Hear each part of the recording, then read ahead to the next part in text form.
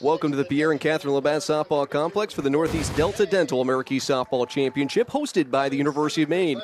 And one ticket to championship Saturday will be punched between UMass Lowell, the number 4 seed, and the number 2 ranked Binghamton Bearcats. I'm Brian Stackpole, joined by Jonah Smith, as we take a look at the Northeast Delta Dental American Softball Championship bracket here. And this is the first game of 2 scheduled today. And then later on today, our last elimination game, with a loser of this matchup will take on number 1 ranked Bryan for the other half of the championship game, which will be held tomorrow at 12 noon Eastern time here. Well, Jonah, let's look at our key players to watch here, and we have 2 outstanding offensive talents, and Tiana Santiago and Rachel Carey for UMass Lowell and Binghamton, respectively. Yes, 2 young women whose regular season resumes speak for themselves, but the reason we're highlighting them today is because they are so scorching hot in the tournament. Tiana Santiago, 2 bombs, including the go-ahead 3-run shot to take home the win versus Bryant yesterday afternoon. Already adding to her regular season home run total. Meanwhile, the player of the year, Rachel Carey, who but Rachel Carey? Ted Williams-like numbers with the batting average, but slugs with the best of them as well. Also has a home run under her belt already in the tournament. Led the conference in 6 offensive categories in the regular season, 2nd and 3rd in 5 more. So that's the tale of the tape today between these 2 foes. And you wonder if one of those 2 has a strong production, if they might be able to take their team to championship Saturday. Well, we'll find that out when we come back on the Northeast Delta Dental American Softball Championship on ESPN+.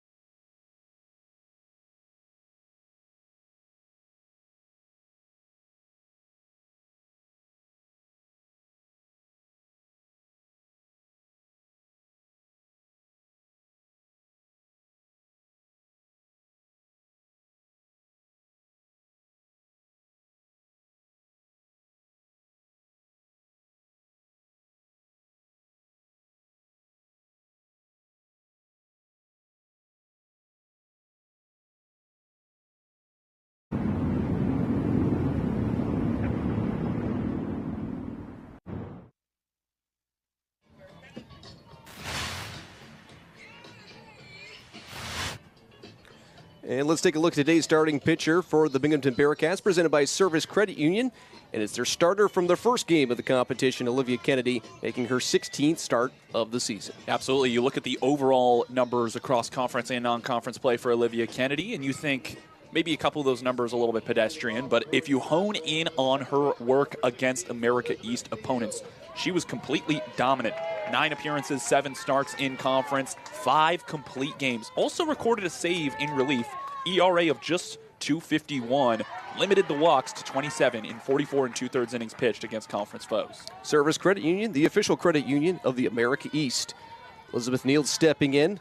Very similar lineups to what we've seen from both these teams in the America East tournament so far. A swing and a miss. Kennedy already up in the count 0-2. Yeah, the time for tinkering is done. These are 2 confident coaches who set their lineups with conviction, and these formulas have been working. That's why these 2 teams are in the winner's bracket. This one bounces in the turf. Kennedy in the only game Binghamton's played so far in the tournament. This is just game 2, the third for UMass Lowell.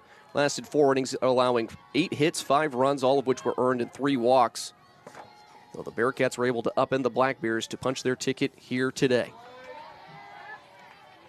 Yeah, Kennedy did not bring her best stuff against the Black Bears, but managed to escape with the win anyway. We've talked about it time and time again, Brian. The Binghamton lineup just so lethal, head and shoulders above the other hitting rosters. Swing and a miss, foul tip, but it's caught by Allen. She'll throw down to first nonetheless, and the first out is recorded by a strikeout for the Bearcats. Elizabeth Neild, first-team all-conference selection. Couldn't make enough contact this time. Did get a piece. Good opportunity to fight to stay alive there, but tipped it into the glove of Allen, who's so sound behind the plate. And now it's time for a meeting of the minds between our umpiring crew. Yeah, I think they're trying to see whether or not that was actually caught cleanly by Allen behind home plate or not. Stan Abramovich, our home plate umpire again today. At first is Robert Bloss and Thomas Oliver, the third base position for this semifinal game, and they will reaffirm that is a strikeout and 1 away. We've already seen Elizabeth Neild. Tiana E. Santiago now stepping up, and she has been red hot in the 2 games for the Riverhawks, hitting .571 with 5 runs batted in, 2 home runs, a walk. Just been everything that Coach Jen Starrick and the rest of the staff could have been hoped and wished for.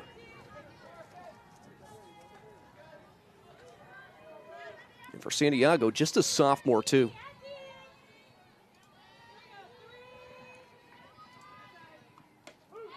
And that a called strike. Both of our highlight players today, Tiana E. Santiago and Rachel Carey, both in their sophomore seasons in the America East Conference, and they want to come back and continue to reign supreme. The future is definitely bright in the conference. As another pitch missing, 2-1 now the count to Santiago. Lefty just is able to give so much torque on the swing. Check swing. That'll be inside. 3-1 now the count, and a very favorable hitter's count to the outfielder for UMass Lowell. So if Santiago is going to go yard today, she's really going to have to lay into one as the wind's starting to blow in from left center field. Grounded weakly. Kopech, no problem. Fires over to first. 4-3 on the putout, and 2 up, 2 down for Olivia Kennedy and the Binghamton Bearcats defensively. Tiana E. Santiago, scorching hot regular season, picking up steam even more come tournament time, but snake bitten against the Binghamton Bearcats in the regular season this year. In 3 matchups between these squads, Santiago went 1 for 9. She did not come around to score. She did not have any RBI. And you see the defensive alignment as well just a moment ago, as Quintaniza steps into the dish for the first time this afternoon. Binghamton basically copycat lineup from what they started versus Maine back on Wednesday. This one missing just outside. Good for a broadcaster who already did some prep work on a laminated sheet to not have to erase some of the names, and you could just keep them up there from a couple days ago. Kennedy looking sharp early on, the 1-1. That'll just miss inside.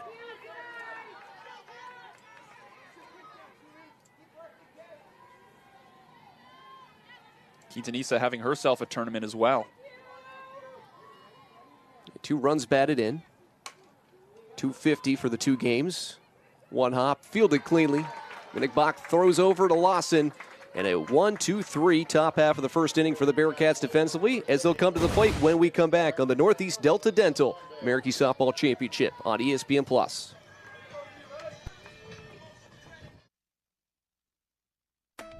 At Northeast Delta Dental, we love to see people smile. And as the leading provider of quality dental coverage for Maine, New Hampshire, and Vermont, we're committed to helping entire communities smile. Whether it's through education, supporting our veterans, or giving and volunteering, we're helping to make our communities even stronger. Learn more about Northeast Delta Dental at nedelta.com. We think you'll find a lot to smile about. At Service Credit Union, we believe that your life is a story. And like most stories, every chapter brings something different. A new adventure, a new calling, a new hero, and even a new beginning. No matter what page you're on, we'll be with you. Service Credit Union. At the break of dawn, our conference awakens, and champions will rise, pulsing like a battle drum, steady and unyielding, ready to face any challenge through grit and resolve. Out here rises the heart of the tenacious, fueled by conviction and driven by commitment to team and alma mater. This is our battle cry that rings out through the generations. The sun rises in the east, so does our march towards greatness, which has only just begun. This is the America East.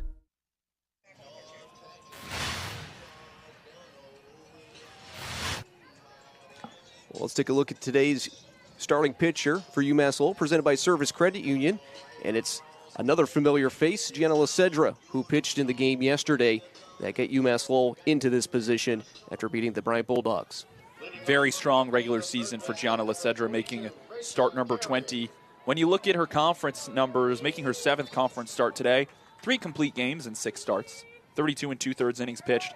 The walk numbers are a little high, 28 in America East play, but has not given up a home run in America East play, and limiting the long ball is going to be so valuable against the Binghamton lineup that slugs like no other. Service Credit Union, the official credit union of the America East. 1-1 count after that one fouled away by the leadoff hitter Rachel Carey. Same lineup we saw on Wednesday for Binghamton. Both teams not going to want to mess with the success. Both unblemished to this point at the America East tournament. Check swing, but that's going to miss inside. Lacedra yesterday, though, only lasted 2 2/3 innings, allowing 5 hits, 2 earned runs, a walk, and a strikeout. Did a good job limiting the damage after some traffic got on, but did labor through that 2 2/3. She'll miss on this pitch outside. Count be 3-1. Olivia DeCitas finished that game out with hitless innings of relief, just surrendering 1 walk. Yeah, she has a minuscule .68 tournament ERA right now. 6.2, I should say. Don't want to shortchange her. This one popped up, drifting over towards the dugout, and will careen off the roof. On the first base side, good chase there by Maddie Wade, but ran out of real estate. It's interesting about some of the statistics on these two teams so far in the tournament, but Olivia DeCitas, who I imagine would be available out of the pen here later on today, has more strikeouts than either the Bearcats or Bulldogs teams combined. As a walk here after the count was full, and the leadoff hitter is on base for the Bearcats in the form of Carey. Well, last year, Rachel Carey was the America East Rookie of the Year, followed it up with an even more scintillating campaign in 2026, took home Player of the Year honors, very well deserved, and they passed the baton from this year's Player of the Year to last year's Player of the Year, Brian. Yeah, here's Elisa Allen stepping up to the plate. And wanted to swing at that one, but the knees buckle, hits the inside half of the plate. 16 home runs.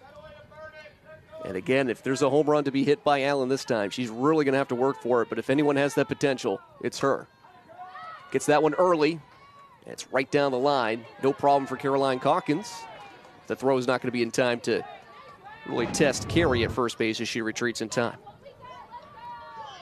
Great work by Calkins at the hot corner to track that one down. And Allen goes quietly this time, but let's remember, we're on history watch. She is 1 home run away from having sole possession of the career conference record in America East. Swing and a miss by the number 3 hitter, Darian McDonough. Should the inning continue and no double play, we'd see Emma Lawson coming up next, the first baseman for the Bearcats. Another cut on it, another healthy one, but empty for McDonough. And this first inning, it's so important for Lacedra to set the tone for the rest of this game. So many teams have a good 1-2 punch at the top of their lineup. Binghamton has a 1-2-3-4 punch and plenty of great hitters beneath them. Swing and a miss, strike 3. 3 pitches, 1 out, and the first K for Gianna Lacedra. Lacedra was excellent this season in her 1 outing versus the Binghamton Bearcats as she climbs the ladder here and gets McDonough to wave and miss. But in that outing against the Bearcats, 6 innings pitched, 5 hits, 2 runs, just 1 earned. scattered 4 walks and 7 strikeouts against such a lethal lineup. First pitch missing the zone to Lawson. .345 batting average with 5 home runs. Lawson hitting 2 for 4 in the first game with 1 run batted in versus the Black Bears, knocked down by Lacedra. Fires over, fields her position cleanly, and a nice stretch from Maddie Wade over at first.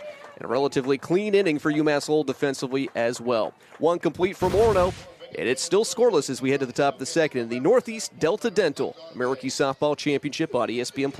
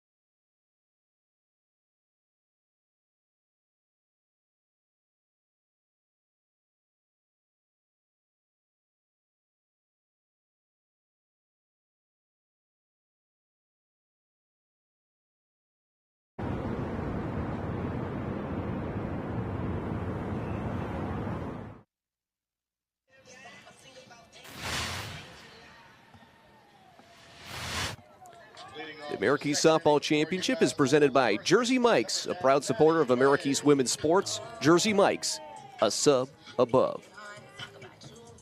Top of the second, 4, 5, 6 hitters due up for the Riverhawks. Wade, Rowley, and Calkins. Here comes Maddie Wade. Just 1 for 5 so far in the tournament, but a little deceiving as she's had some good at-bats and been snake-bitten like that one. 1 hop right into the midsection of Emma Lawson, and no problem there. And 1 pitch, 1 out.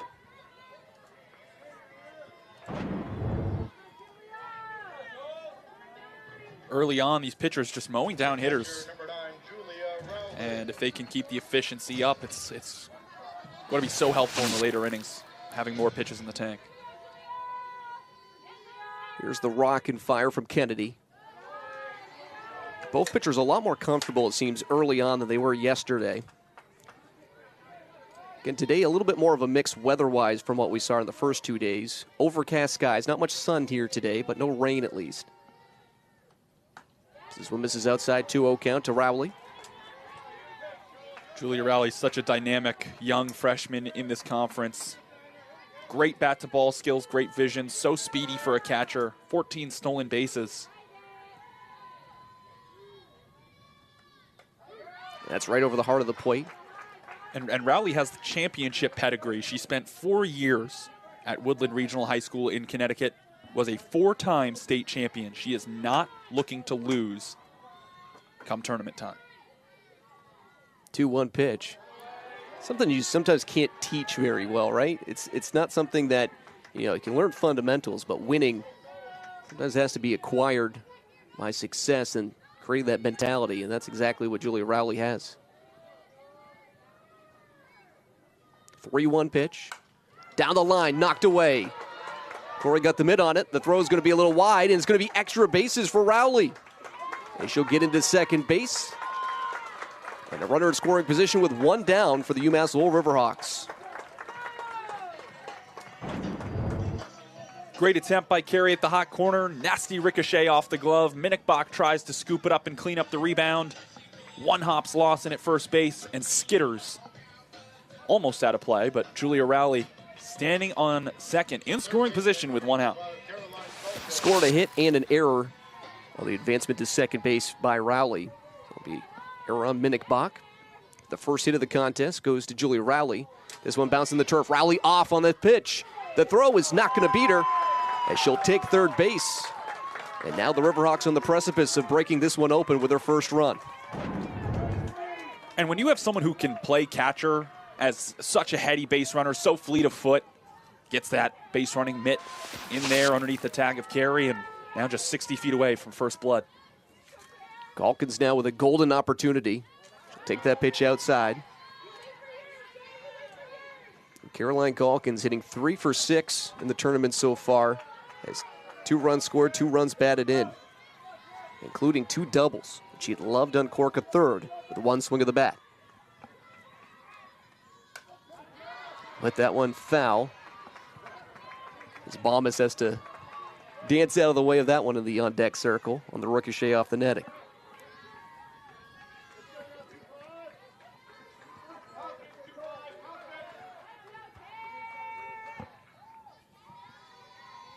Two-one pitch by Kennedy. Beautiful off-speed pitch, but the break a little bit below the knees. Real nasty pitch, but the discipline of Caroline Calkins on display here. Infield is in for the Bearcats. Do not want to concede a run this early. And here's a ground ball picked up. Minnick-Bach throws home, and they're going to gun down Rowley at the plate. Well, what a heads-up play, and what an even better throw for Minnick-Bach to cut down the runner at home. It's been an up-and-down tournament defensively for Minnick-Bach. Made a couple errors in their game against Maine that didn't come back to bite the Bearcats. Made the error earlier after the hit, but redemption right here. Such a fundamental play. Charges in on the slow roller, guns it home, and Allen applies the tag. Grounded to the first baseman, Lawson. She'll win the race to the bag, and that will retire Bombas for out number 3. Well, first hit of the contest goes to the Riverhawks, but no runs across. We played 1.5 from Orono on the Northeast Delta Dental American Softball Championship on ESPN+.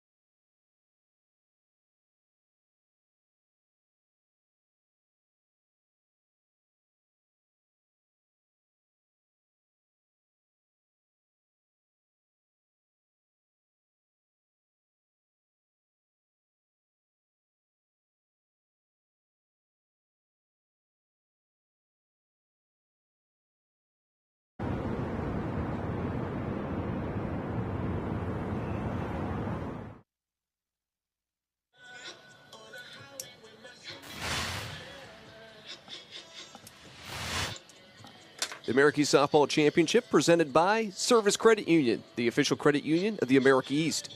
Also presented by Northeast Delta Dental, a proud partner of the America East. And V-Venue, the official ticketing partner of the America East. Ryan Stackpole, Jonah Smith with you. 1.5 complete of the 7 scheduled. Goose eggs on the board so far.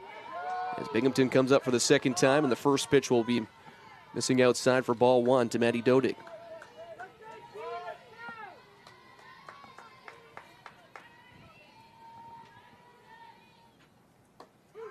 Cedra hits the outside black of the plate. Evens the count up at 1-1. Dodig, a good tournament so far, too, and just one appearance. 2 for 3. Bearcats had yesterday off. The only team in the Americas tournament field that did not play yesterday. UMass Lowell played 1 game. Bryant, who's awaiting the loser of this contest, had to play 2 contests, the first and third of the Thursday session.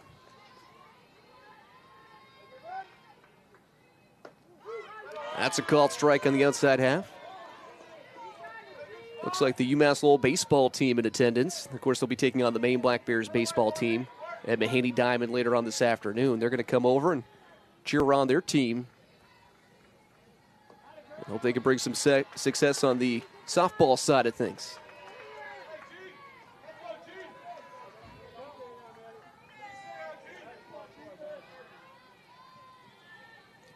Big 3-2 pitch versus Dodig by Lacedra. And swing and a miss, strike 3. Second K for Gianna Lacedra, and 1 down in the second. We mentioned Lacedra so effective in her regular season outing against the Bearcats, and has Maddie Dodig waving and missing that time. Great chase pitch. Designated player Lauren Payne now stepping up on the left side. Bearcats still looking for their first hit. And a good hearty cut, but behind that one, so Cedra blows it by her. Lauren Payne, a member of the all-rookie team in the America East. In 3 games this season against UMass Lowell, 1 for 8 with 5 strikeouts.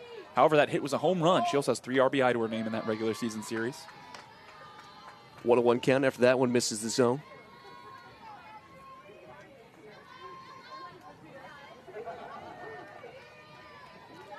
Cedra towing the rubber in the circle. Gets the foul tip by Lauren Payne.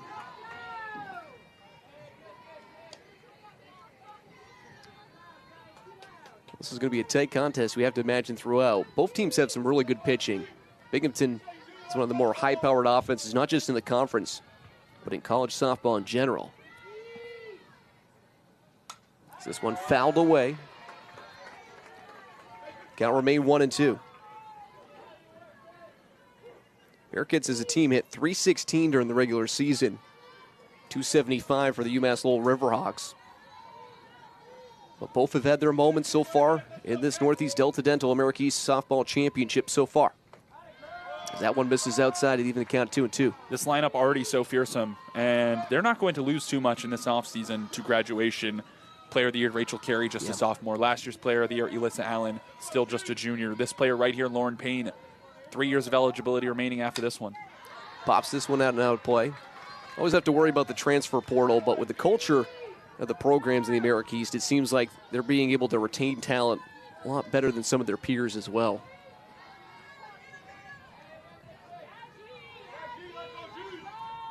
Another big 2-2 from Lacedra. Fouled away, and what a battle Lauren Payne is having at the plate.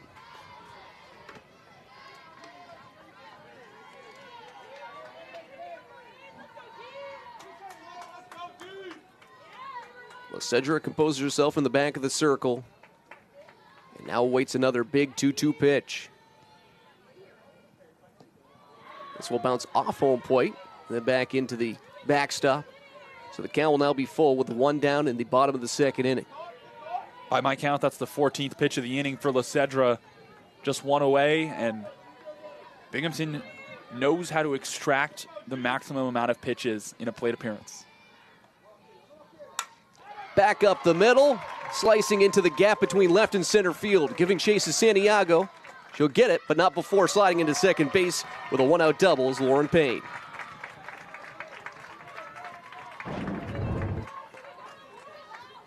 Nice little opposite field poke from Payne. Swing timing just impeccable there, and it slices toward the left center field gap. Easy double. Slid maybe for the extra pizzazz.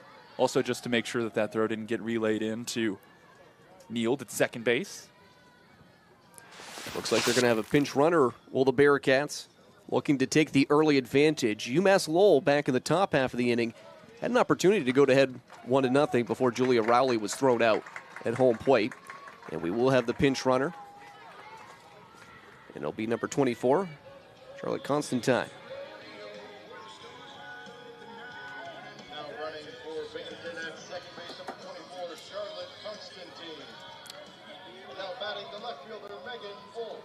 Here's Megan Wolf now stepping up to the plate with a chance to drive in the first run of the contest.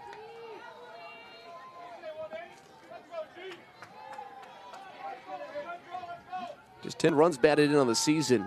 Like to get the palindrome of 11 with one swing of the bat. She'll have a favorable count in which to work. 2-0 now. Infield potentially anticipating a bunt here. Maddie Wade and Caroline Calkins playing way in. Middle infield playing back. 2-0. Called strike on the inside half of the plate. One thing I'm noticing too, Jonah, with the alignment of the infield, the middle infielders of Spinello, Branch, and Neild are leaving a gigantic gap up the middle. As this will miss high, 3-1. First base is open, but LaCedra does not want to give this Binghamton Bearcat team any more to work with more runners on the base pass. Well, Brian, when you're shifting against the bunt, corner infield playing so far in, if it's hit over their heads, you need the middle infield to be able to range over and get it, and that's why they are leaving so much room up the middle, but it's going to be a moot point here. 5-pitch walk, and trotting down to first base is Megan Wolf. Second walk of the day for LaCedra. And I believe Coach Jess Bump is going to be authoring another pinch runner. Either that or a pinch hitter. Which is unusual to see this early on, but just shows you what the stakes are in this contest. As Reese Eisenstark will step up to the plate, the first-year player, making her first tournament appearance of the week. Now pinch hitting for Binghamton, number 23, Reese Eisenstark. So what a big situation for the first-year player. Take that pitch high. This is the spot on the lineup for Akira Kopech. But instead, it's going to be Eisenstark with a golden opportunity and another pitch missing, which will prompt a circle visit here just to make sure that LaCedra is confident and settled down a little bit. Just 42 at-bats for Reese Eisenstark, but the only reason she's not more consistently in Coach Jess Bump's lineup is just because they have an embarrassment of riches offensively, and almost there's just no room for the freshman who in those 42 at-bats, 24 games played, 11 starts, hitting .310, 956 OPS, which is just absolutely mind-boggling that you have a player able to hit that well in your reserves. Circle visit has wrapped. We're back underway here. A little overzealous on the swing. Ran in on the handle, and just a quickly foul-tipped back, even the count at 1-1. And Eisenstark's 3 home runs in such a limited sample size is already enough to make an impact on the conference leaderboard. So just imagine what that power swing can do when you give her a little more opportunity, and I'm sure we'll see that next year. 1-1 pitch. Back up the middle. LaCedra fires over to third in time. It won't get 2, but they'll cut down the lead runner and Constantine over at third base. And now 2 down in the second. Great situational awareness by LaCedra, knowing she had to get the lead runner first and foremost. 1-5-3 double play, not super feasible in softball, but if you're a UMass Lowell fan, maybe you're hoping that LaCedra could have hit the chest of the third baseman Calkins instead of making her stretch for that throw. Now Kopech will re-enter the contest at first base, replacing Eisenstark, who did reach first base on the fielder's choice. And now we see the number 9 hitter, Rebecca Minnick-Bach. Nick Bach now stepping to the plate. 1 for 4 in the prior contest versus the Maine Black Bears. This one lofts up, no problem for Spinello Branch. And again, the Bearcats threaten in the second, but unable to put anything across the board. 2 complete, scoreless between UMass Lowell and Binghamton on the Northeast Delta Dental American Softball Championship on ESPN+.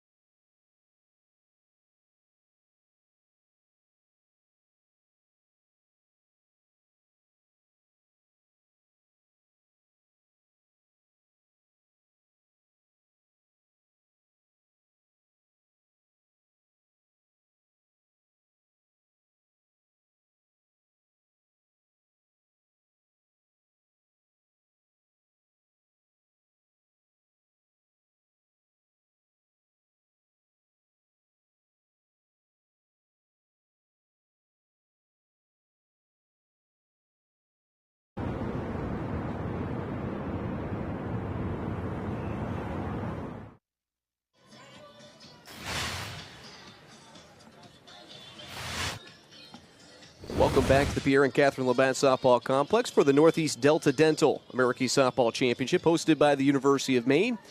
And this is the de facto semifinal matchup. The winner goes to championship Saturday with the winner's advantage of having to be beat twice to lose the championship.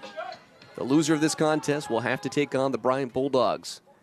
The game scheduled for approximately 2:30 or 40 minutes afterwards if this game decides to run long. Olivia Alstein stepping up to the plate, already down the count 0-1 as Olivia Kennedy working quickly. One hop right in the glove of Emma Lawson. Very sure-handed first baseman, has no problem with that one, and the first out is recorded. And looking at the inning-by-inning breakdown of the regular season series between these two teams and these three matchups, they kind of like to feel each other out. You know, the average score after 3 innings is 2-2. Binghamton put up 2 runs in the top in the third inning across those 3 games, and UMass Lowell with 1 in the second, 1 in the third across those 3 games. But the offensive output for these two teams in the regular season series was really limited to the middle innings, as Binghamton exploded for a lot of runs in those innings, and UMass Lowell pretty much unable to make any big inning against the Binghamton Bearcats during that regular season series. They were held to 4 total runs across those 3 games. 2-0 count now to the number 9 hitter, Spinello Branch. Showed it to the shortstop counterpart. Minnick fires over. Had to backpedal. Made the throw a lot more difficult, but handled it with ease for the 6-3 putout. 2 up, 2 down. And now back to the top of the order with Elizabeth Neild for the Riverhawks. Well, one time through for UMass Lowell, and they've had a base runner by way of the hit, and none by way of the walk yet. Back to the top of the order for Neild, a very consistent hitter, and struck out the first time, hoping to improve. And we'll just miss outside. So first time through the order, and Kennedy has 1 strikeout. More importantly, no walks, which is also a great sign if you're Coach Jess Bump. She'll miss this one quite wide, 2-0. Walks are the harbinger of death for a pitcher, and Kennedy being able to limit them the first time through the order to 0, that's really great. Gianna Lacedra has issued 2 free passes for UMass Lowell today, and just let's watch that number as the day goes on. Back up the middle. It'll be the second base hit for the Riverhawks and the first for Neild. She'll be at first base on an absolute shot up the middle. And Elizabeth Neild, such a competitor. Worthy first-team all-conference selection at the second base position. Hits better than anyone else who patrols second base in the America East, and she'll set up Santiago, who's had some big hits so far in this tournament. 2 home runs yesterday, 5 runs batted in for the tournament. And we'll hit this one down the third base line, just over the Binghamton Bearcat dugout. As the UMass Lowell baseball team in attendance, that they have brought some more energy on the first base side stands just below us.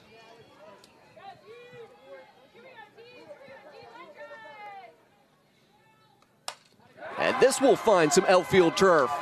Giving chase, getting it on the backhand is Wolf. No advancement other than to second base by Neild, as that one just got to the left fielder Wolf in a hurry. But back-to-back base knocks sets up Isabel Quintaniza for a golden opportunity to break the deadlock. Off the bat there, that opposite field cue shot. I was convinced that was going to be extra bases. However, they threw up the stop sign for Neild. Probably a good idea for Jen Sterick, patrolling there at the third base coaching position, just to play a little conservative, but would have been a close play at third. Opportunity to have 2 in scoring possession. Instead, they're on first and second for Quintanilla. First pitch is called strike 1. Quintanilla, such a very talented player, designated player, and hitting third in the lineup today. To ground out to the shortstop to end the first in her prior plate appearance, and this one will be fouled down the left side.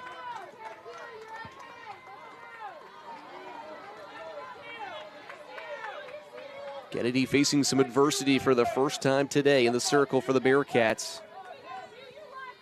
Hoping to tiptoe out of danger. 1 pitch away.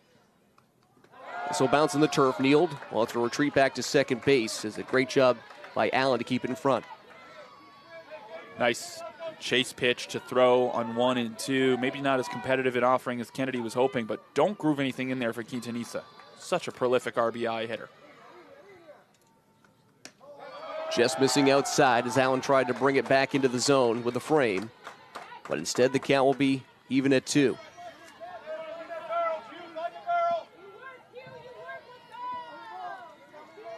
A lively atmosphere here at Labatt Softball Complex, awaiting the 2-2 pitch. Back up the middle, and it's going to be off Neal's leg, and that will be out number 3. Well, the Riverhawks threaten, but unable to break the deadlock as we head to the bottom of the 3rd, coming up next on the Northeast Delta Dental American Softball Championship on ESPN+.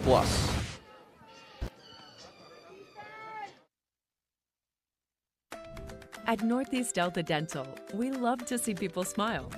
And as the leading provider of quality dental coverage for Maine, New Hampshire, and Vermont, we're committed to helping entire communities smile. Whether it's through education, supporting our veterans, or giving and volunteering, we're helping to make our communities even stronger. Learn more about Northeast Delta Dental at nedelta.com. We think you'll find a lot to smile about. Ground yourself in this moment. What do you smell? What do you hear? That's the sound of a juicy steak with 10 essential nutrients like protein, iron, and B vitamins to support your wellness journey. Now that's my kind of aromatherapy.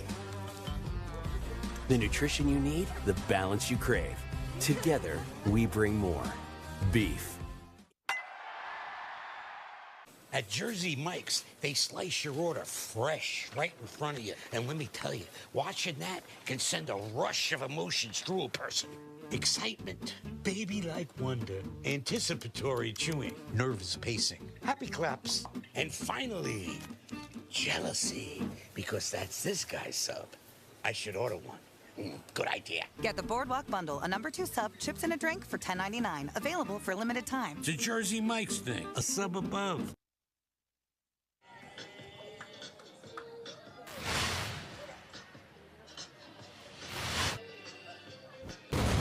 Back in Orono, still scoreless as we head to the bottom of the 3rd inning. And you see there, UMass Lowell Riverhawk baseball team awaiting their game with the Maine Black Bears later on today. Here in attendance, trying to cheer on the Riverhawk softball team. Championship Saturday, which is on the line for the victor. The loser will have another game to play, and it'll be the Bryant Bulldogs waiting. First pitch swinging, lofted towards the left center field gap, up, picked up nicely. Van Alstyne read it the whole way and grabs it on the run for the first out. Ella Van Alstyne, that's the role she plays in this starting lineup. So solid defensively. Tracks it right down. Member of the all-rookie team out there in left field and took an extra base hit away from the player of the year who got jammed a little bit there. Not quite enough exit velo for an extra base hit. Lisa Allen now stepping up to the plate, first one missing. We'll pull a statistic out from Assistant Athletic Director for Communications. The softball team, of course, the legendary David O'Brien did point out that Binghamton has not won versus UMass Lowell in the history of the America East Tournament. Lost 2-1 in 9 innings back here 2 years ago at the University of Maine. That was a really fun game. Remember that one a couple years ago and getting the opportunity and the privilege to call that. This one missing up high, 3 in a row missed by LaCedra. They also lost 3-0 back in 2022 out in Vestal, New York. And then 5-4 in 8 innings versus Hartford back in 2019. So 3 games that they've played against this Riverhawks team and a 4-pitch walk by LaCedra. The Bearcats are winless, but an opportunity here. So all things are meant to be broken, and Bearcats are hoping a 1-out walk will help them out. 3rd walk issued by LaCedra, and I said let's keep an eye on the base on ball numbers from both pitchers. As again, that's sort of the early indicator that an unraveling could be on the horizon, but Gianna LaCedra, cool and collected, solid number 2 option all year for the Riverhawks. She can dance around some traffic. Tough customer here in Darian McDonough. McDonough initially showed bunt, pulls the bat back in time. We're anticipating rain today, but we did have a little bit of a shower here currently. It's picking up very suddenly. Yeah. What's this ruckus here? Baseball team on about something? Not quite sure. Pitch missing outside, 2-0. That's 6 straight missed by Lysedra.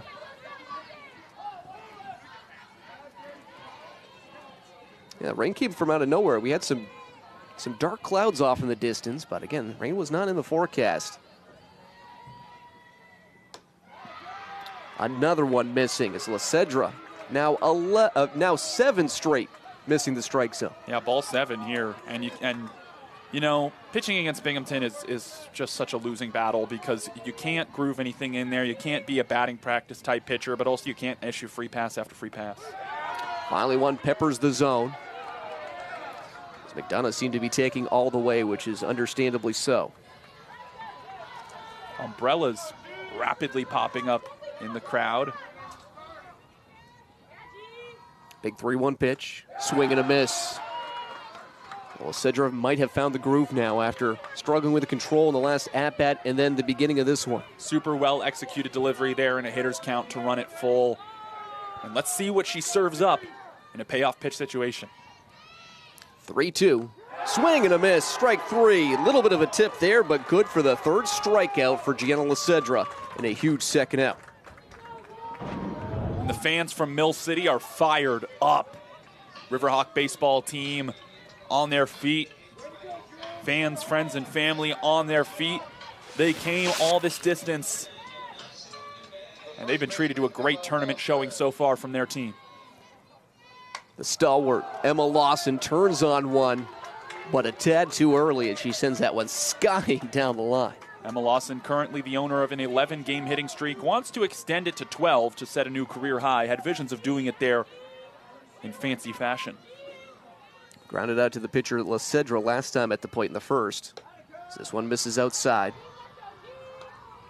Both teams have threatened to score a run in this contest, with runners in scoring position at times, but really good defensive plays and some timely pitching has alleviated any runs from scoring. Another one missing the zone, this time high, 2-1.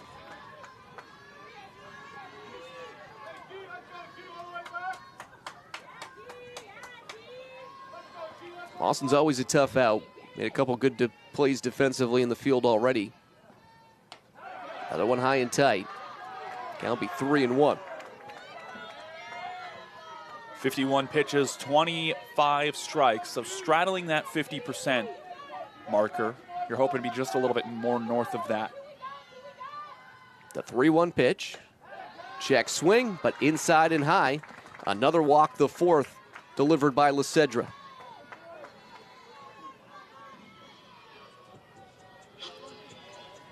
And that will set up Maddie Dodig, the left-handed batter, with a chance to give her team the lead.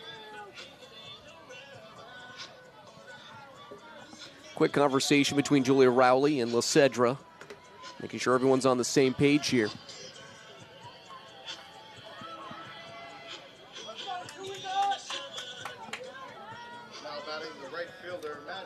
Dodig struck out, 2nd strikeout victim by Gianna Lysedra of the contest.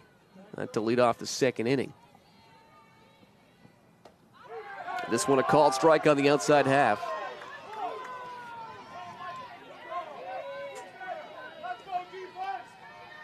Wind now blowing across the field from right to left. The rain seemingly has subsided for the time being. Swing and a miss and a heavy wave by Dodig, but again, nothing to show for it. Working around the walks, Lysedra feels in complete control during this plate appearance so far. Has to execute one more good strike, or perhaps a ball in play. Swing and a miss, strike 3. What a time to dial up the 4th strikeout by Gianna Lysedra as the 3rd inning closes. Still scoreless in Orono for the Northeast Delta Dental American Softball Championship on ESPN+.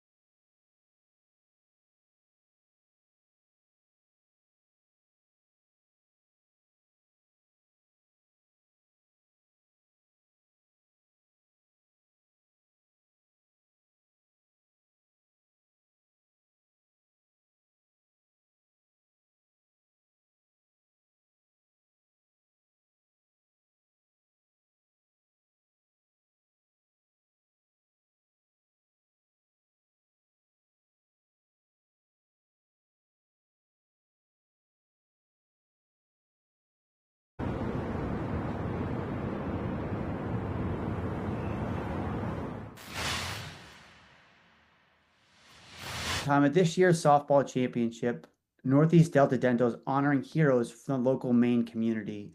Why is this an important aspect of the partnership with the America East? As a business member of the Maine community, we welcome the opportunity to honor people that are making a true difference. A hero can be many things to people, but one thing they all have in common is the positive impact they are having in the community, and they deserve to be recognized. Top of the fourth inning now, and appreciate Ben Stockwell of the America East Conference and Tom Raffio. Also appreciate Northeast Delta Dental, proud partner of the America East. Maddie Wade 0 for 1 here today. We played 3 complete, Jonah, and no runs on the board. Both teams having some chances as UMass Lowell has 3 hits. Binghamton just 1, but no runs across.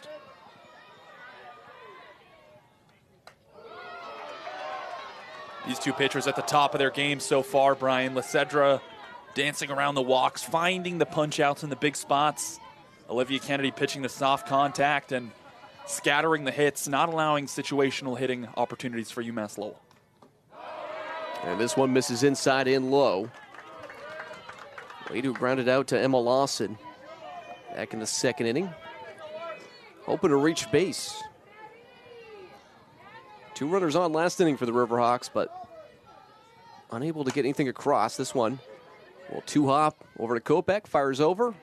Wade was given a good run, but the throw beats her by a step.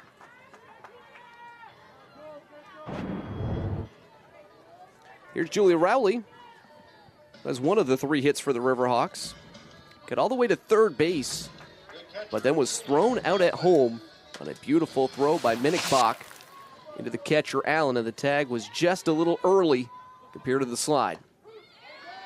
That one hits the outside corner. First strike versus Rowley. Yeah, that was the best opportunity by either team to put a run across, and Jen Sterick may be feeling a little remorseful that she sent Rowley, but you have to take risks in high-stakes games like this. Well, especially with the speed with Rowley, too.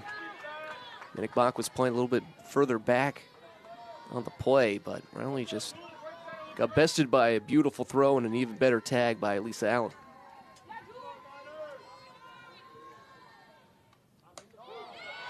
What a frame by Allen, bringing that back into the zone.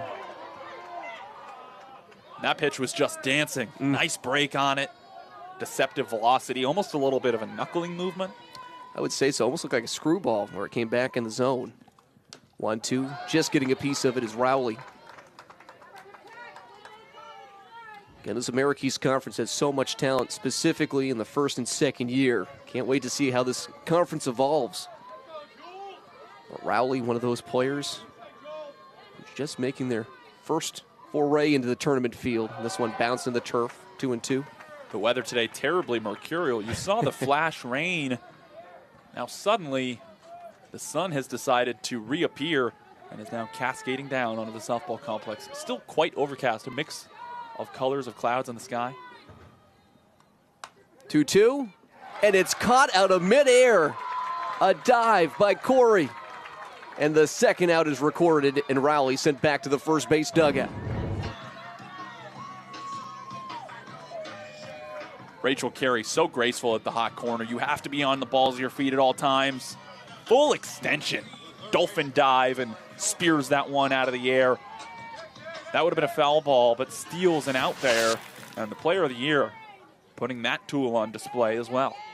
Yeah, for Rachel Carey, you look at it and you say, player of the year a lot of the times for the offensive numbers, but what a defensive play. Speaking of defensive plays, Minnick Bach with another web gem back-to-back for the Bearcats in the field as they will retire the side in the top of the fourth. Bearcats come to the plate when we return on the Northeast Delta Dental America East Softball Championship on ESPN+.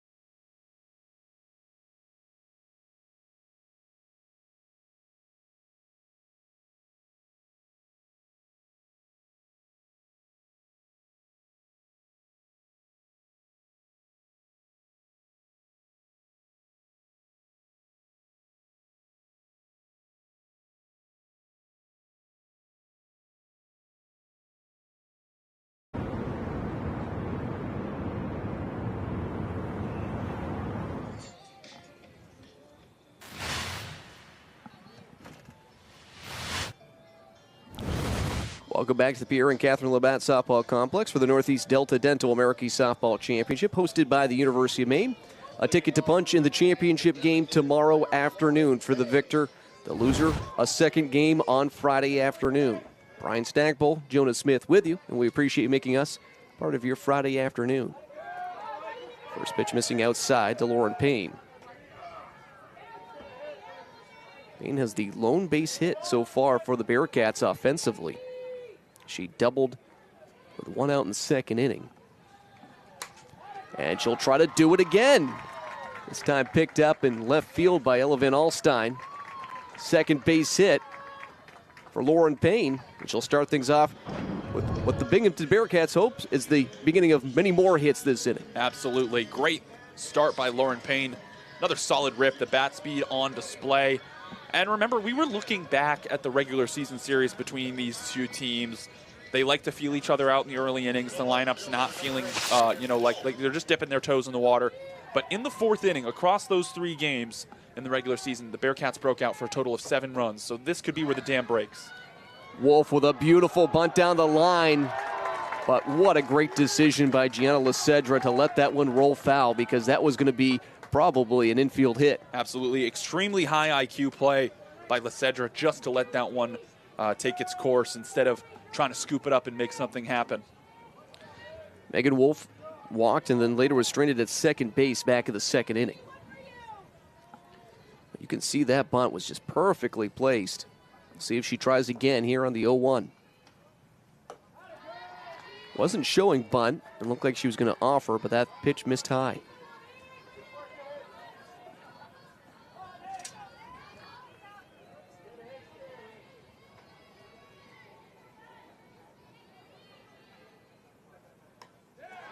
Just missing that one. And back to the netting behind home plate.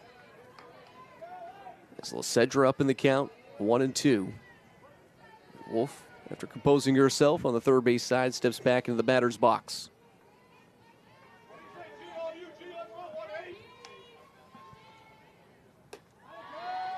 This one missing high.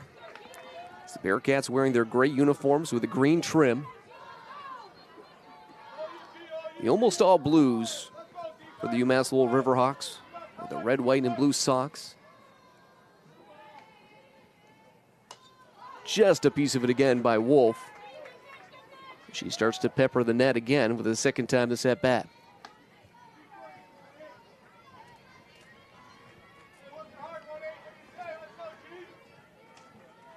Megan Wolf hitless in 5 at-bats in the regular season series. Here's the 2-2. Just missing. Julia Rowley tried to frame that one back in the zone. Does ask where that one missed, as the baseball team clad in UMass Lowell apparel was also wondering where that one missed. Yeah, symphony of complaints. 3-2. Another one fouled, this time a little further away from home plate. It's Payne still at first base. No outs in the bottom of the fourth inning.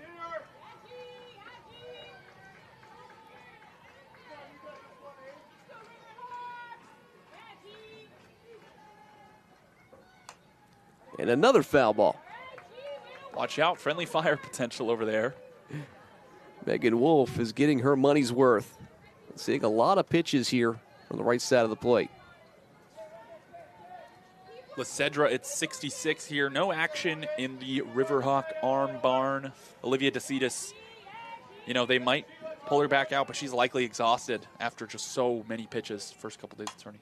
This one backhanded, no, pass the outstretched glove of Spinello Branch. Back-to-back base knocks. Begin the bottom of the fourth inning. And the Bearcats might be brewing something special in the fourth. Megan Wolf, call her the seamstress. She just threaded the needle right in there. And just a seeing eye single after a very long quality at-bat to make Lecedra labor. And we'll see what the Riverhawks end up discussing in the circle here and what's going to happen next. Well, looks like we're going to have a pitching change as Lecedra's day is done. We'll have the details on the new Riverhawk pitcher when we come back. As you're watching the Northeast Delta Dental American Softball Championship on ESPN+.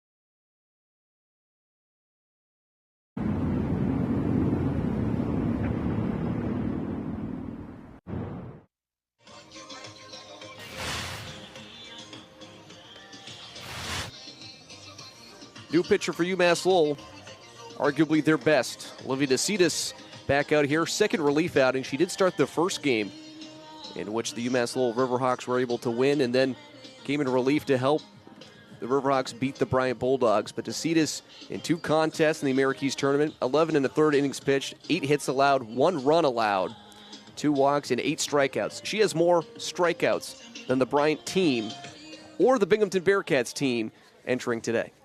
Yeah, simply so dominant in the circle all season long and in the tournament.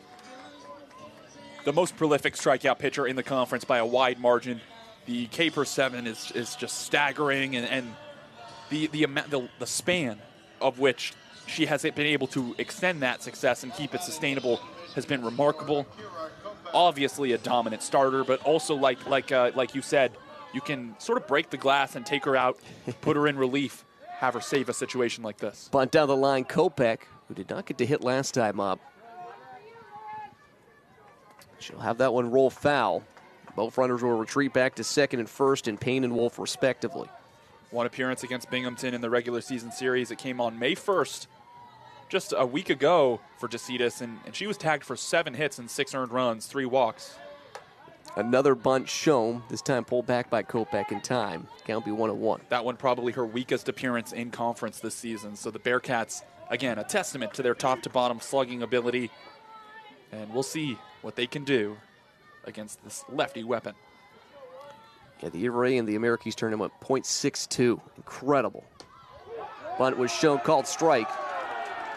Count is now 1-2. Again, no one out in the bottom of the 4th inning here. We are halfway through this one. Still scoreless, but Binghamton trying to change that with 1 swing of the bat.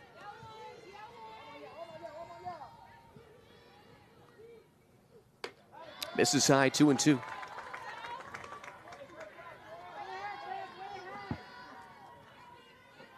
Kopech, the second baseman, representing the number 8 spot in the lineup. Minikbach in the on-deck circle for the Bearcats.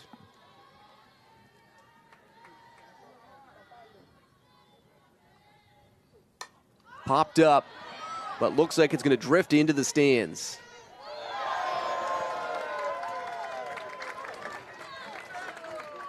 And a Bearcat fan grabbed that one out of midair.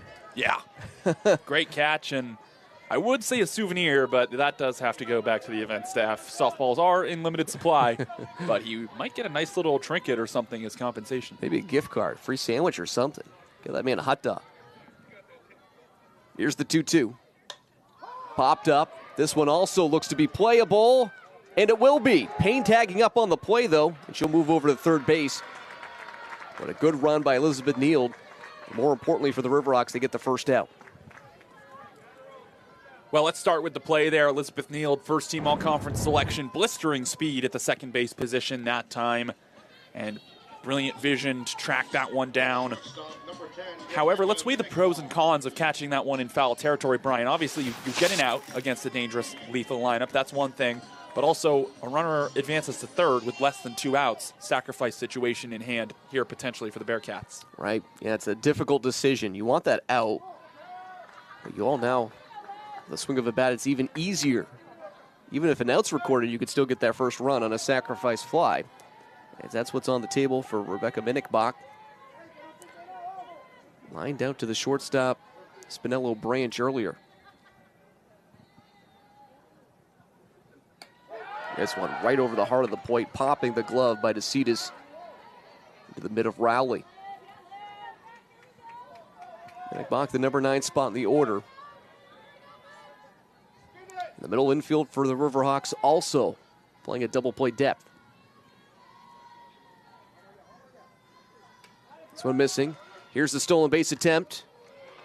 And probably the throw would have been in time to get Megan Wolf, but she gets into second base safely as the throw was cut off. Yeah, if you're Elizabeth Neild and you commit to applying the tag to Wolf trying to steal second, you open the window of opportunity for Lauren Payne to run home from third. We've seen runners on the corners trickery from just about every team in this conference, and really good work by Rowley to gun down, but better work by Neild to make sure that there was no opportunity to score a free run for Binghamton. 2-1's inside, now 3-1 with first base open. though, looming in the on-deck circle is Rachel Carey. Olivia DeCitas in the circle right now, probably the most competitive mindset in the entire America East. Wears her emotions on her sleeve. And you saw her expression there after she didn't get that called strike. 3-1. Fouled back to the netting. And it will be a full count. Interesting here, Jonah, too. The middle infield was still playing back and thought maybe they would play in a little bit, hoping to cut down at least the attempt by the runner Payne at third base.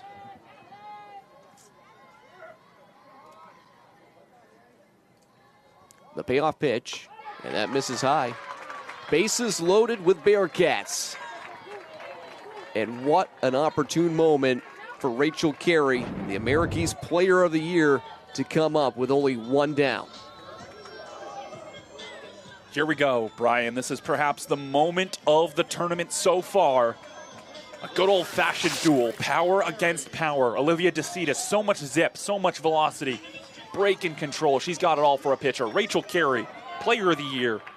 OPS almost at 1,400. Bases loaded, nowhere to put her. Two masters of the game right now, facing off. First pitch missing. One thing if you're Olivia DeCitas, though, you cannot walk Carey.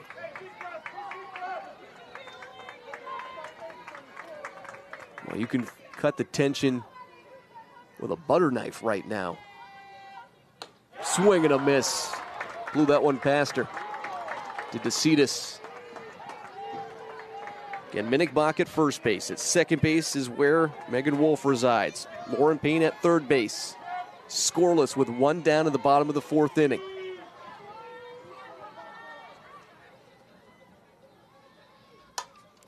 Hit high. Near the line. Underneath it is Bomas. The throw in on the line, but a little far up towards the pitcher's circle. And Carey will drive in the first run of the contest as Payne scores on the sacrifice fly. Well, it was a long time coming, but the first run comes across. You know, sacrifice fly, not always the most glamorous way to go, but obviously such an unheralded way to score runs. And Rachel Carey just does whatever the situation calls for. Didn't try to do too much. Understood that priority number one was plating a run. Got it done there. Mission accomplished. However, for DeCitas, you got to figure that the damage could have been considerably worse against the Player of the Year. Oh my, we got a review here. Potentially, did the base runner leave early? Jen Sterick wants to end this half inning with a replay.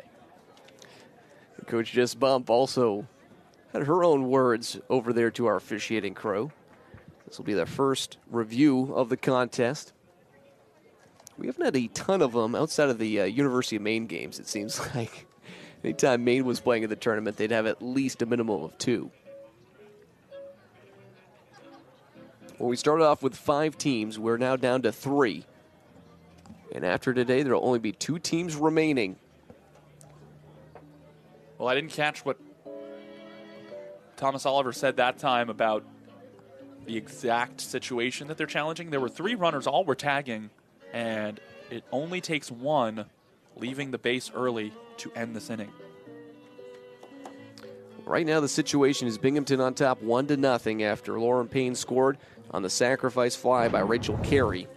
Both runners also tagged up and moved, too, outside of Payne, where Wolf currently resides at third base and Minnick now at second. And you can see here the catch that was made by Bomas.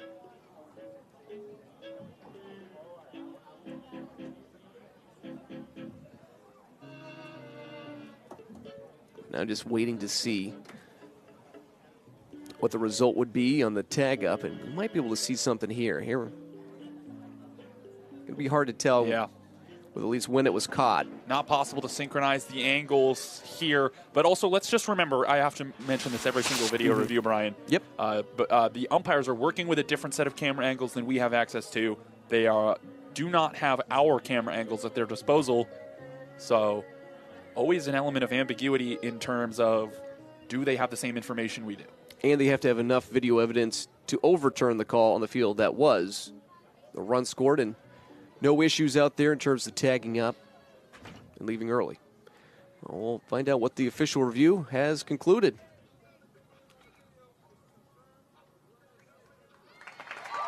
All right, so everything will be completed as such, so no change there. Call's upheld. Exactly. The language, obviously the outcome either way is the same. Run scores. Inning remains active for Alyssa Allen. But the call was confirmed, didn't just stand. Allen with a golden opportunity, though, with 2 runners in scoring position as this one misses outside. Again, a 1-0 lead, not insurmountable for the Riverhawks to overcome. It does have to give the Bearcats a little confidence, especially with how prolific their offense is, that this could be a harbinger of more. A little high.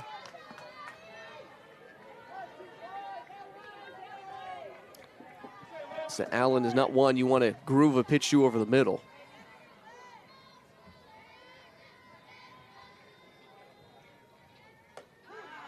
Called strike inside half of the plate. Count now 2-1.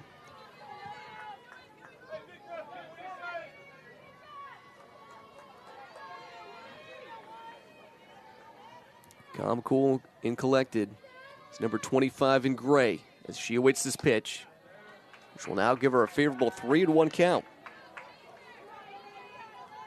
Base open, so you're not forced to attack the zone here on 3-1. Darian McDonough up next, however. Lefty on lefty would be due up. And it will be a 5-pitch walk. McDonough, by the way, today struck out both times she's come to the plate. You wonder if maybe that was in the scouting report that was relayed over to DeCitas just to make sure she was aware that McDonough could be potentially the third out they were looking for. McDonough 2 for 9 in the regular season series in 3 starts. And both of those hits were doubles. McDonough had a good game versus the Maine Black Bears in their first contest of this tournament. 0 for 2 today after being 2 for 3 in the game 1. Popped up, looks to be playable. Spinello Branch ranging over, but also Van Alstyne, who will come out with a third and final out. Bearcats, though, strike first. A sacrifice fly by Rachel Carey gives them a 1-0 lead through 4 on ESPN+.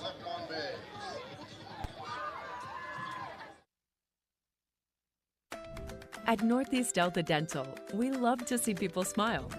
And as the leading provider of quality dental coverage for Maine, New Hampshire, and Vermont, we're committed to helping entire communities smile. Whether it's through education, supporting our veterans, or giving and volunteering, we're helping to make our communities even stronger. Learn more about Northeast Delta Dental at nedelta.com. We think you'll find a lot to smile about.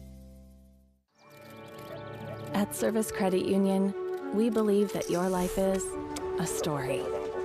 And like most stories, every chapter brings something different. A new adventure, a new calling, a new hero, and even a new beginning. No matter what page you're on, we'll be with you. Service Credit Union. At Jersey Mike's, they slice your order fresh right in front of you. And let me tell you, watching that can send a rush of emotions through a person. Excitement, baby-like wonder, anticipatory chewing, nervous pacing, happy claps, and finally, jealousy, because that's this guy's sub. I should order one. Good idea. Get the Boardwalk Bundle, a number 2 sub, chips and a drink for $10.99. Available for a limited time. It's a Jersey Mike's thing, a sub above.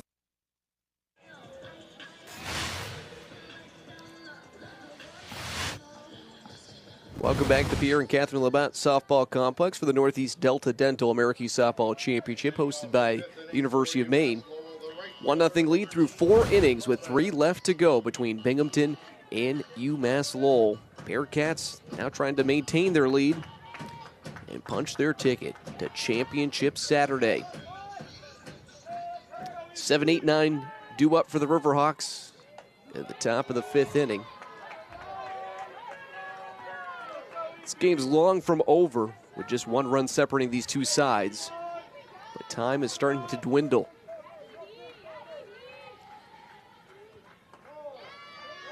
2 straight missing from Olivia Kennedy. Out there for her 5th inning of work in the circle.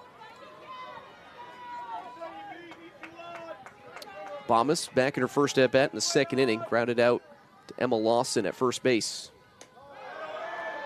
And now 1 pitch away from leading this one off with a walk.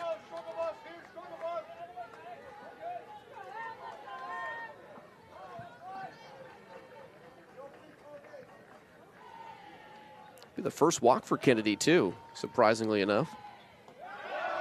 And it will be on 4 pitches. The theme for Olivia Kennedy today had been attacking the zone, being aggressive early in counts, and just lost feel in this at-bat here. Sometimes a pitcher's momentum can be thrown off after a long, prolonged half inning like that previous offensive one for Binghamton. As here's Elevin Alstein. It's almost a swinging bunt down the line, but it just starts to hook and roll foul. Interesting little two-handed, almost a tomahawk chop there as she went downward on that softball. Nearly perfectly executed drag bunt up the third base line. Jen Starrick and the Riverhawks want to manufacture something and respond after Binghamton punched first at the bottom of the 4th. This one missing in the turf. Great job by Allen to keep it in front. No advancement, of course, by Bomas over at first base. Kennedy's had some really great control here today. After handing out 3 walks in the last game, she pitched in back on Wednesday in 4 innings. That was just her first. And now down to the count is the righty for Binghamton, 2-1.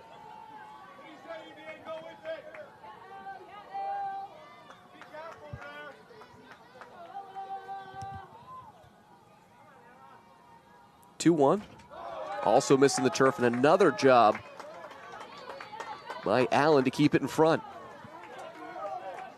8 pitches this inning from Olivia Kennedy, 1 strike. And again, just trying to recalibrate after sitting on the bench for a long time. This one misses inside, back-to-back walks, and as Jonah alluded to, too, that was done on 9 pitches. I wonder if that might be the day for Olivia Kennedy. Yeah, very timely circle meeting here from Jess Bump at the very least. Even if she doesn't take the ball, it's good to just calm people down and remind your pitcher to just focus on throwing strikes here.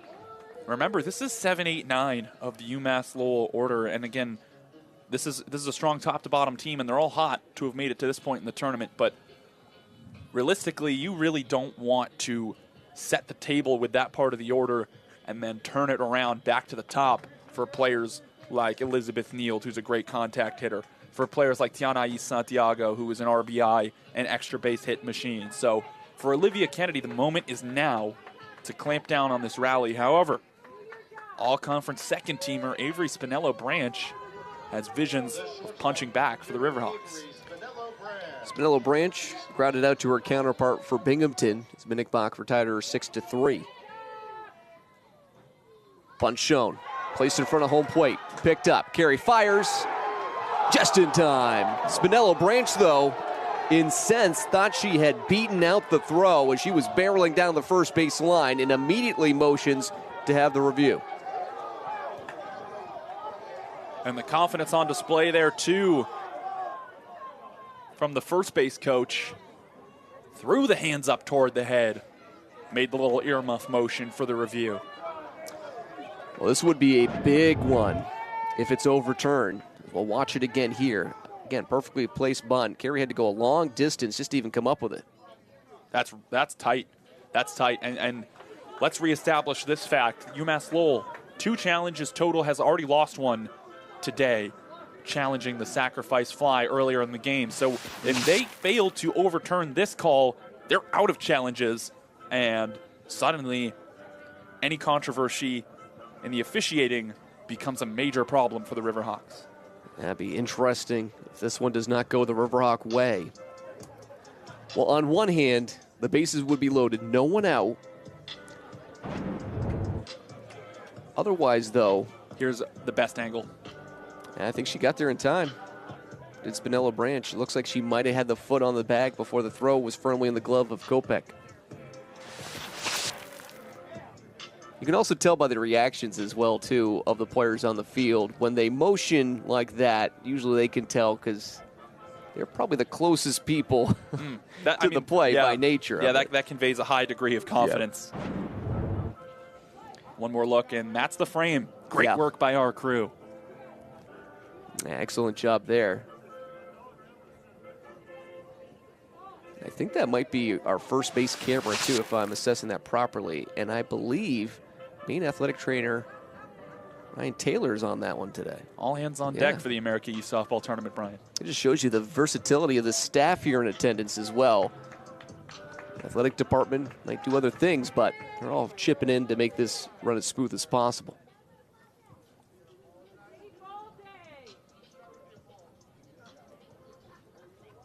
Officiating crew. Stan Abramovich, home plate umpire. And it has been changed. The bases will be loaded and make it a single for Spinello Branch. One more look at the decisive frame. Great work by the umpiring crew to go in and get that one right. Bases full of blue jerseyed players for the top of the order, Brian. That was a dream start for the 7, 8, 9 members of this Riverhawk order. Top of the order for Elizabeth Neild was 1 for 2 so far today. Gets a strike called against her. She is one of the 4 hits for the Riverhawks. And it's a flock of Riverhawks on the base paths. Infield is in. Another called strike. Kennedy peppering the zone in this at-bat in a much-needed way. Yeah, 2 in the wheelhouse, too. The first one, a nice breaker that she located well. The second one had some zip on it. Neild probably sitting on something else. This one misses outside. Baumus at third base. Van Alstyne at second. Spinello Branch at first for the Riverhawks, and Elizabeth Neild at home plate. This one missing outside as Allen has to come out of the crouch. Baumus goes back over to third base. Ulyssa Allen springing up like a jack-in-the-box that time to secure that one and prevent a wild pitch.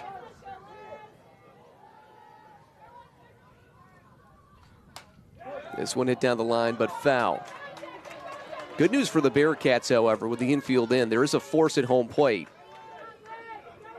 Seen that a couple times here so far this tournament where teams have taken advantage of a hard-hit ground ball fielded cleanly to make sure no score occurs.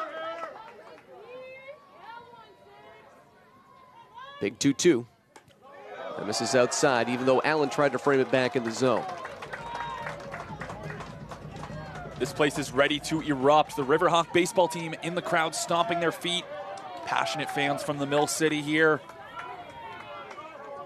The payoff pitch. Back up the middle. Baumus scores. Van Alstyne will score. A 2-run single for Elizabeth Neild. And just like that, the Riverhawks take the 2-1 lead. Clutch factor on display. Such an easy peasy swing from Elizabeth Neild. Has such a natural feel for how to hit the ball, and the Riverhawks ready to run wild. 2 across, nobody out. Bearcats not out of the woods yet as Santiago is hungry for a 3rd home run of this tournament. She hit 2 yesterday versus the Bryant Bulldogs to eliminate the top seed from this side of the bracket. We'll see the Bulldogs coming up in the second game in our final elimination contest of the tournament before championship Saturday. Rounded weekly down the first base side, count be 1-1.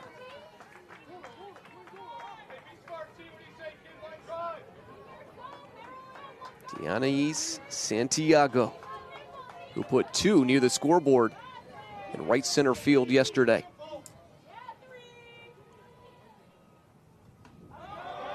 And that will miss. 2-1.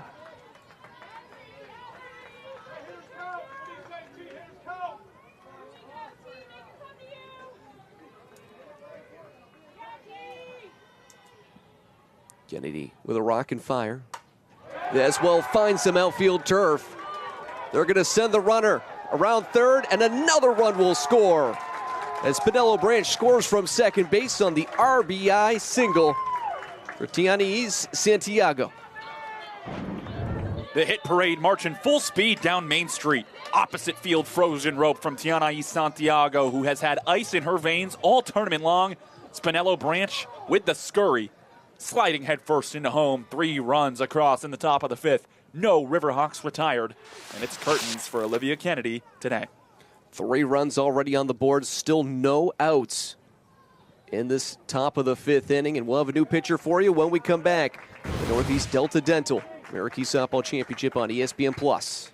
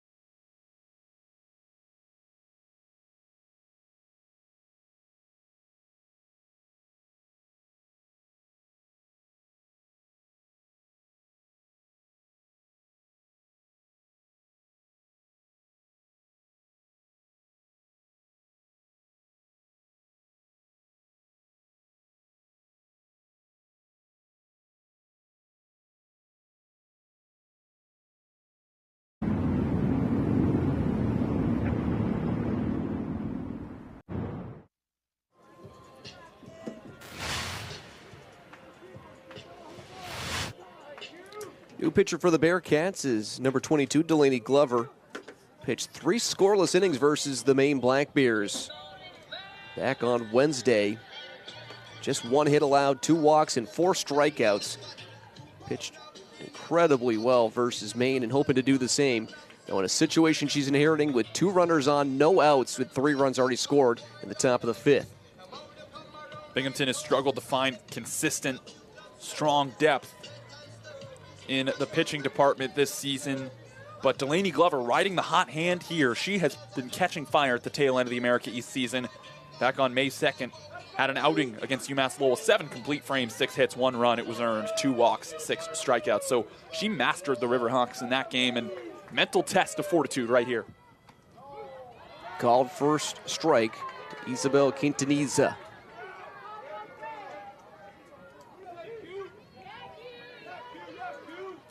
Designated player for the Riverhawks, hoping to really rip open this game more so. She'll send this to right field, ranging back, but not enough is Dodig. As now is a carousel as a run will score as Quintaniza fired up over at second base with an RBI double to open up the lead a little more for the Riverhawks. When there's runners aboard, Quintaniza comes to play. Gave this one a ride to right field. And that's a tough misplay by Maddie Dodig. Did not get the right step. Did not get the right first step on a bad read in right field. Here it is. She comes way in. Oh no, I'm going the wrong way. And it's too late. 1 more across for the Riverhawks. And still 2 more on base. Ready to come back around and score. Maddie Wade on, nobody out. Santoli will pinch run at second base. And here's the pitch to Maddie Wade, called strike. You've heard of bend it like Beckham. How about walk it like Wade? Maddie Wade takes the most bases on balls in the America East Conference. 7 more than the next closest. Popped up, ranging over. We'll let you know Santoli, Alina Santoli over at second base pinch running. Do want to also let you know some other defensive changes. Of course, Glover in the relief outing. Lauren Payne moves from designated player to first base for the Bearcats, and also Emma Lawson is now catching for Binghamton. This will be just outside. Also, Allen, who had been catching for the Bearcats, will move into the designated player role.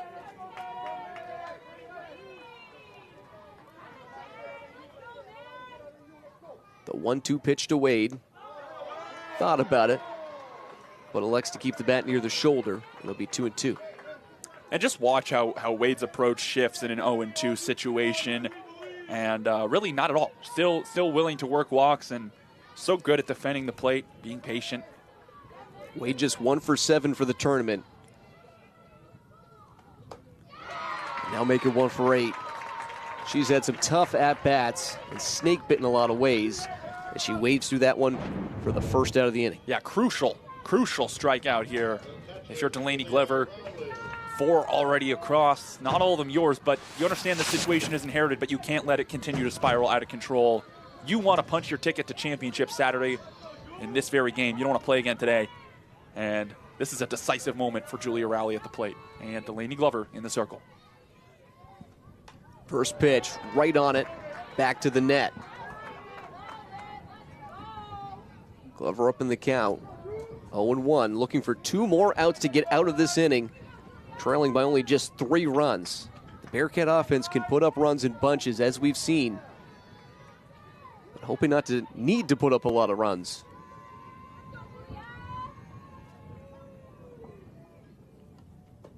Off-speed pitch, slow moving, but right over the heart of the plate. Gives Glover and the Bearcats an 0-2 count versus Julia Rowley.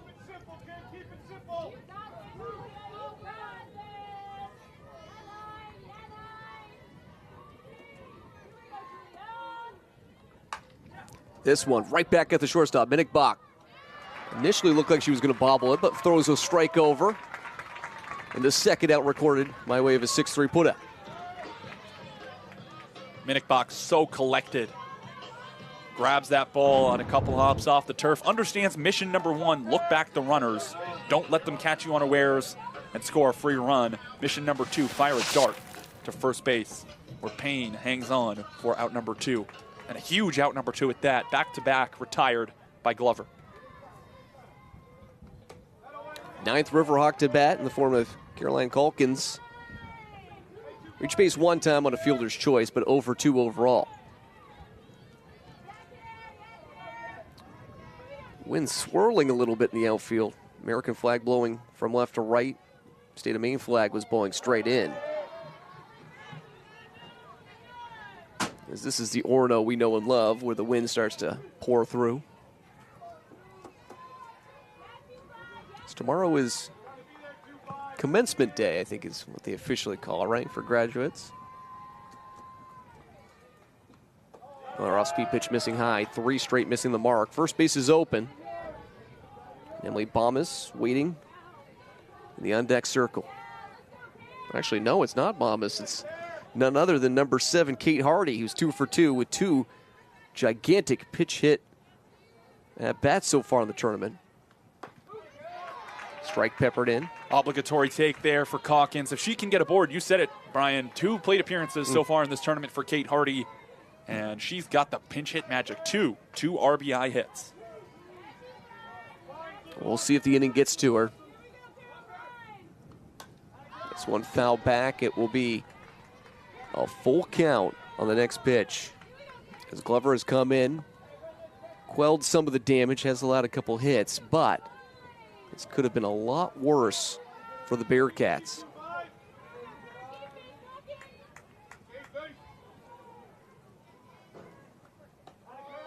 Inside, ball 4. Calkins goes down. His 3rd walk of this inning, allowed by Binghamton pitching. And we'll have a pinch hitter, and it's none other than Kate Hardy. For the tournament, she has 2 at-bats, 2 base hits, 4 runs batted in.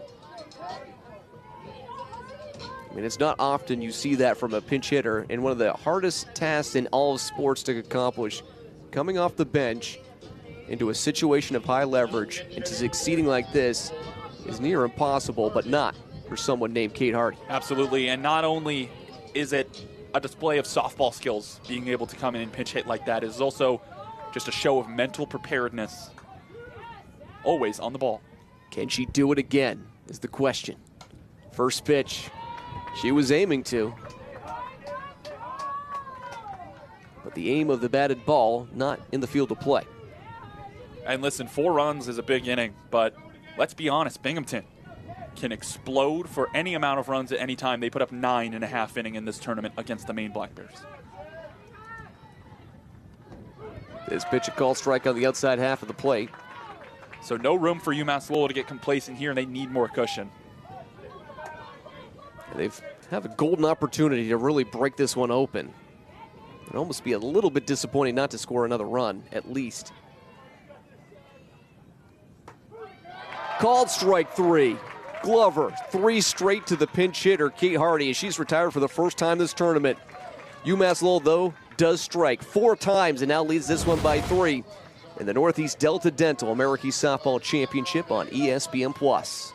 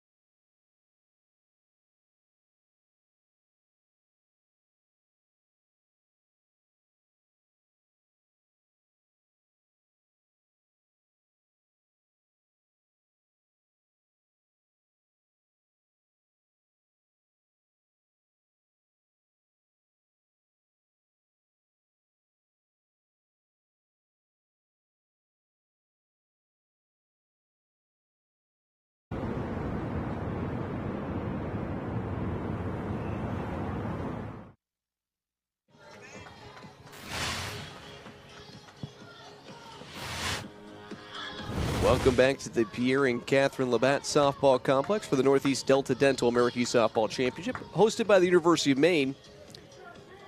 A ticket to punch in the American Championship game for the victor of this one. And UMass Lowell now in the driver's seat.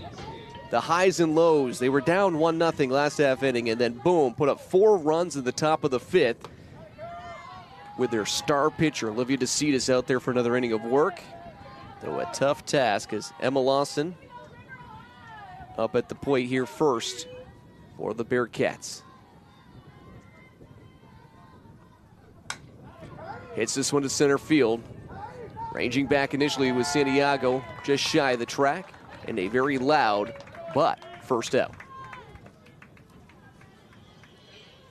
Emma Lawson gave it a ride, wanted to set that career high hitting streak of 12 games. That's now in jeopardy. Binghamton will need to get the line moving a little bit if they want her to come back up to the plate. And DeCitas in the circle, just so efficient, so confident in her ability to mow down batters. The onus is on her to get these 8 outs. Swing and a miss. Heavy cut by Maddie Dodig, who was struck out twice today. Dodig, one of the unheralded stars of this Binghamton lineup. They're just so rife with star hitting talent. And Dodig does way more than just hold her own in this lineup. So powerful, so great at making contact, brilliant vision. However, in the outfield, had a catastrophic misplay. Took the wrong first step on a fly ball that turned into an RBI hit. A+ word for Jonah, too, with Rife. Perfect context and placement as well. My mom's an English teacher. I think it would be a major disappointment if I didn't have that kind of lexicon. No way. We have that in common, Brian. Both my parents are teachers. Dad taught for 45 years at the 6th grade level. Mom's still teaching. I don't know why. Yeah, teachers are noble people. Here's the 1-2. Popped up. Ranging in foul territory. Bomas will get it before she runs out of room. Oh, what a play. Put on the wheels did the right fielder, Bomas. And a second out recorded in the bottom of the fifth. Yeah, Emily Bomas made that one look simple. A sky-scraping high fly ball. And it gave her plenty of time to go over and find it, but that takes such vision and coordination, and again, made it look like she could have done that in her sleep. 2 down, and now we'll see what Lauren Payne can do, now playing first base. She's 2 for 2 with a double, a single, and scored the lone Binghamton run, though unhappy with the strike called here. We've been working together for 4 years, Jonah. We never knew. We both had teachers for pants. Interesting. Another strike called as Payne again frustrated.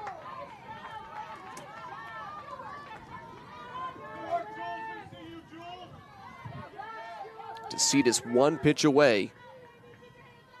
A 1-2-3 inning. Off the end of the bat. Coming in is Van Alstyne. It's in foul territory, but she can't make the diving catch. Just out of the reach of Van Alstyne, whose defense is a big part of the reason why she was on the all-rookie team. And take another look. Nearly a shoestring snag. Instead, it's just 0-2. Right there.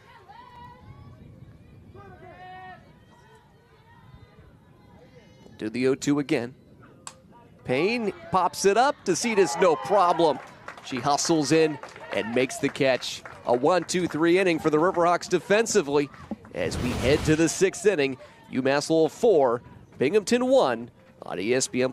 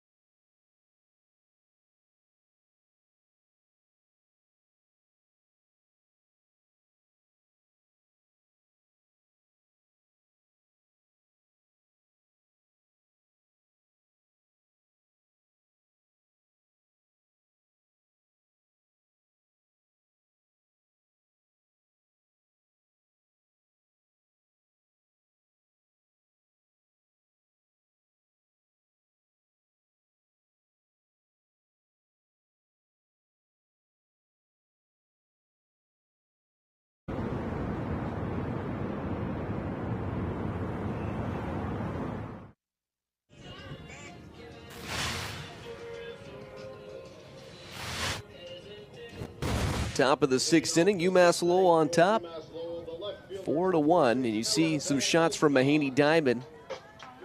It'll be Riverhawks versus Black Bears on the baseball side of things, coming up at 4 p.m.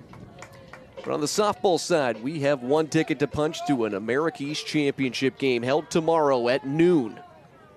Right now, if the score were to hold, the Riverhawks would be the team in the driver's seat. The Bearcats, though, looking to keep the Riverhawks off the scoreboard here in the top of the 6th inning. Is this one missing the zone? 1-1 now the count.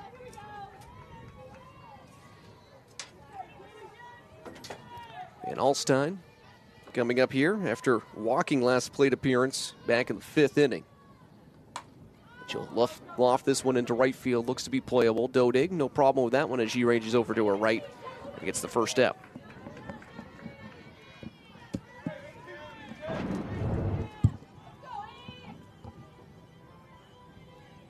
Good start to the inning for Glover and crew.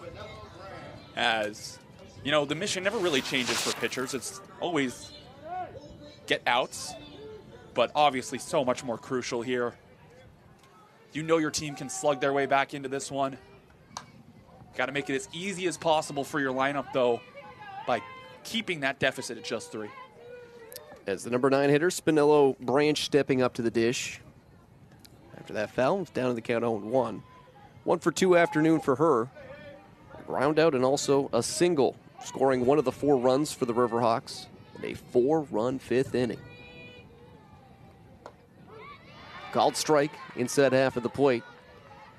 Spinello Branch quickly down in the count 0-2. Riverhawks 4 runs on 7 hits, no errors committed in the field. Bearcats 1 run on 3 hits and 1 error committed. That error did not come back to hurt the Bearcats, as Minnick Bach, committing a throwing error back in the early stage of this contest, did throw out Rowley at home plate trying to score the first run.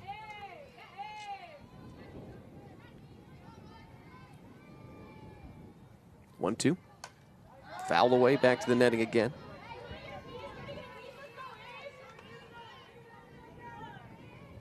Ten different Riverhawks came to the plate last inning.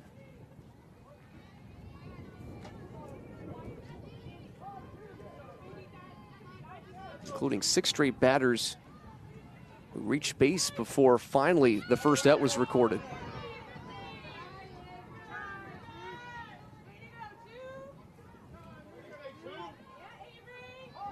Spinello Branch working the count back to 2-2. The wind's starting to blow in from center field.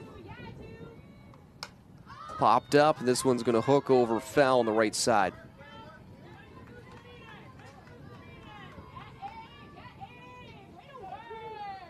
Elizabeth Neal in the on-deck circle. She's 2 for 3 so far today with a run scored and 2 runs batted in.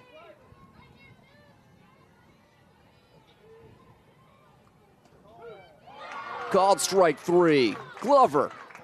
She's fired up with her second strikeout. Glover's got that fire lit under her today. Spinello Branch could only watch that one. That was paint right on that outside corner. Delaney Glover keeps rolling. Did let those inherited runners across as the end of Kennedy's outing unraveled, but Glover herself not responsible for any runs, having allowed just a hit and a walk. 3rd strikeout of her contest. Yeah, I wanted to correct myself, but Jonah was able to sneak it in. That was the 3rd strikeout for Glover. Came in the relief outing, had a quick out by way of the K. Here's Elizabeth Neal, 0-1. Another one missing, this time 1-1 now the count. And Glover has pitched very, very strongly in relief outing. Hoping to give her team a chance to come back in this one and to avoid playing a second game today. Down the line, picked up. Carey fires over in time.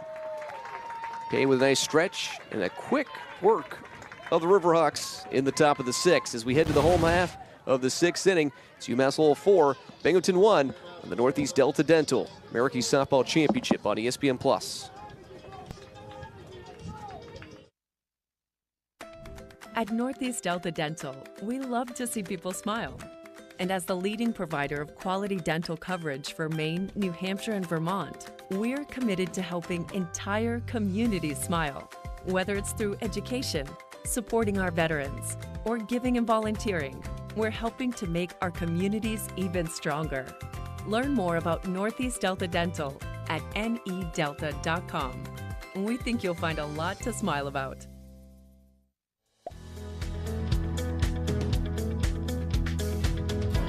This is a place where bright minds meet, where innovative education and groundbreaking research thrive. A world-class institution with renowned faculty and endless opportunity. This is Binghamton University, the premier public university in the Northeast.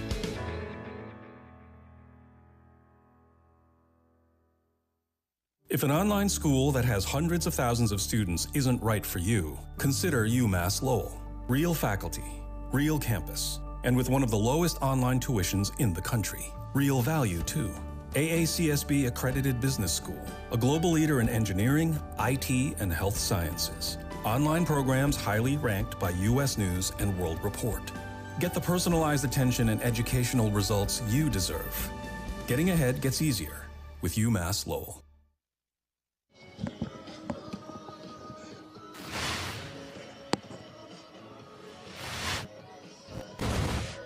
Riverhawks flying high so far. But the Bearcats still have 6 outs to work with before all is said and done as we head to the bottom of the 6th inning. Bearcats with a 7, 8, 9 hitters due up. Wolf, Kopech, and Minnick Bach. Olivia DeCitas out there for another inning of work. She came in relief of Gianna Lacedra. Ran into a little bit of trouble in the 4th inning. And outside of that, it has been all Riverhawks.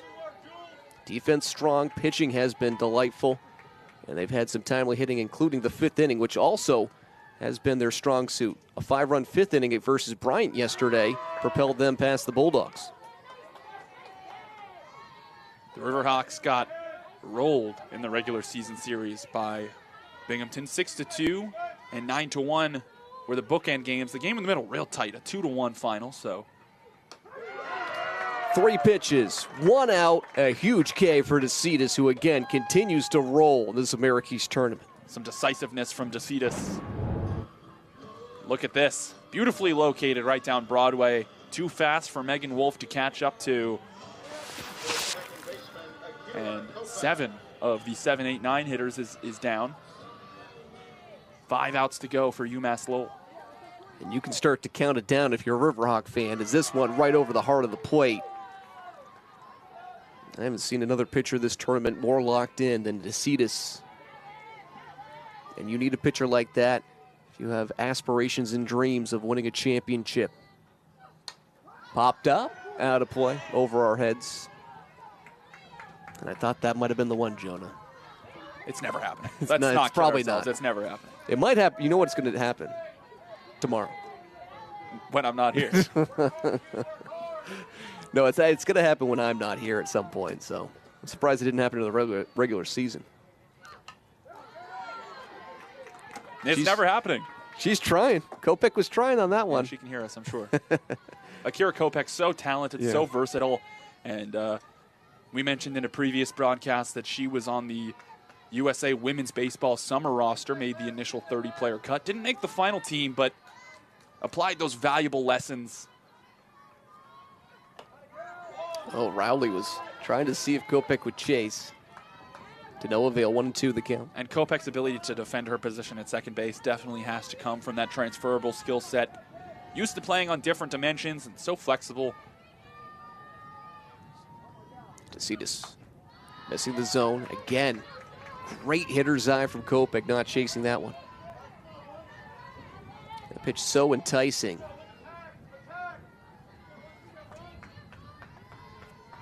Kara's been able to work the count back to a 2-2.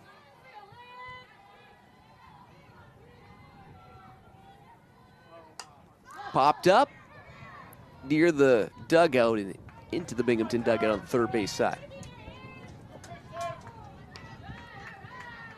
So we'll do the 2-2 pitch again.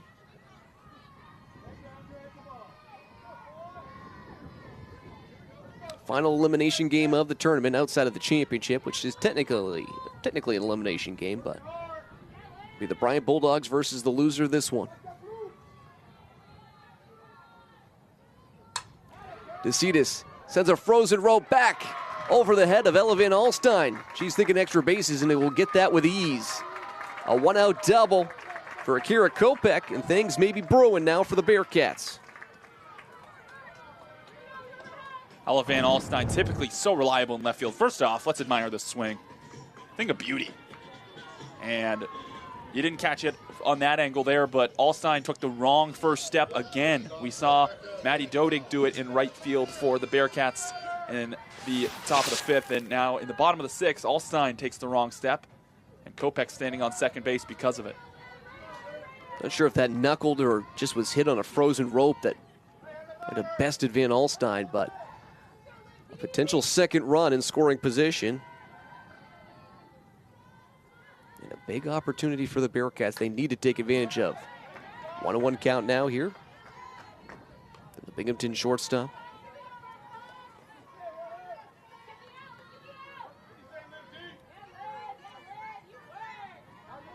DeCitas hasn't given up many base hits so far in the contest or throughout the tournament. When she does, she usually battles back pretty quickly. 2-1 count to Minnickbach.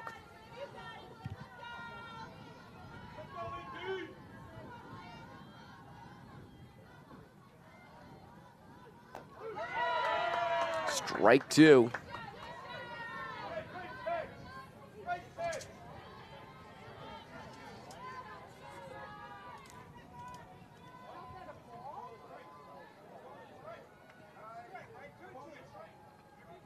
Scoreboard was incorrect. It says 3-1. It's actually 2-2. Everyone's on the same page, at least on the field. And now the scoreboard is correct, too. The 2-2 pitch. Misses. Full count. First base open, but DeCitas does not want to continue this inning as longer than she has to here. Yeah, good location to Minnickbach on 2-2. Better take, however, from the shortstop.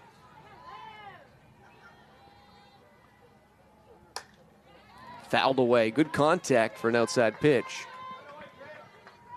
Minnickbach having a great at-bat here. She could drive in the second run or get on base. Just trying to make sure that the Bearcats have as much of an opportunity to win this contest with a limited amount of outs remaining.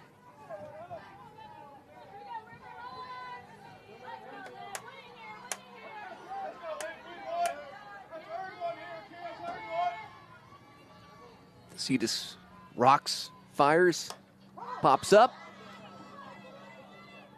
And that just hits the net. Great run for Maddie Wade and Julie Riley from first in the catching position, respectively.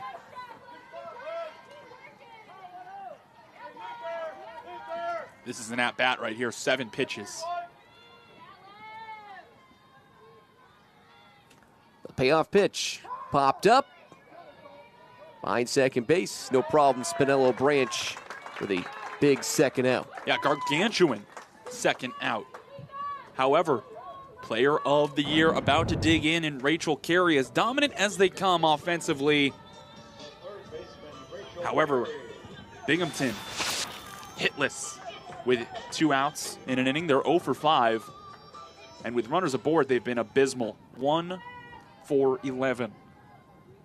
Uncharacteristic of a lineup that's usually so good at keeping the line moving and hitting the ball hard everywhere. First pitch called strike here to Carey. Carey with 11 home runs on the season. Hits this one high, deep, ranging back. Make it 12 home runs. And it's a 1-run game with 1 swing of the bat.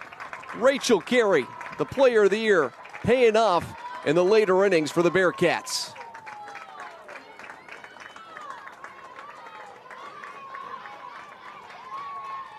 Someone put this swing in a museum. Rachel Carey kicks and delivers.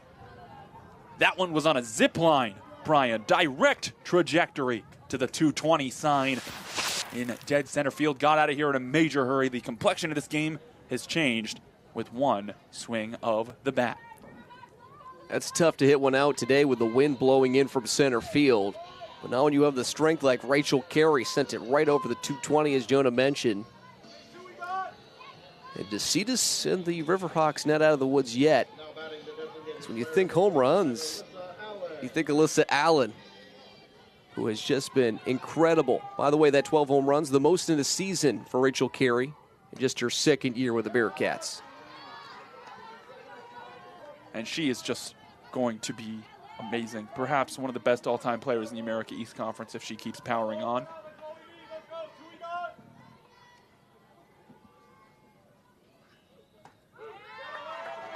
Called strike inside half. Well, we knew this was going to be a tight contest, but I don't think we anticipated it being a 1-run game, potentially with 1 more out heading into the 7th inning.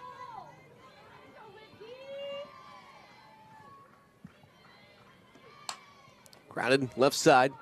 Knocked down. Calkins won't even fire the throw over. Tough play when it wasn't fielded perfectly 100% cleanly by the third baseman Calkins. Instead, a 2-out base. Well, we'll see if it's a base hit or not. I think they already scored at 1. But a base runner nonetheless here in the 6th. Well, here on sidearm, I'm seeing a fielding error by the third baseman, Caitlin Calkins. That's the right call and not an acceptable error to make in that situation. Just a simple misplay off the glove, and you keep the inning alive. Hit down the line. Yeah, just after I said it, as you were pulling it up, I saw they put the 1 in the error column. Statistics don't really matter right now to the Bearcats. They just want runners, and they want that elusive 4th run on the board for them. Fouled out of play. 0-2, and DeCitas, who has not struggled much this tournament, facing a little bit of adversity in the bottom of the 6th inning. Now just trying to get out of this inning.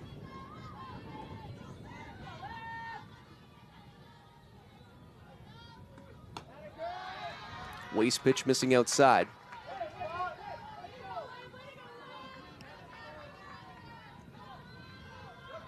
McDonough trying to continue this inning.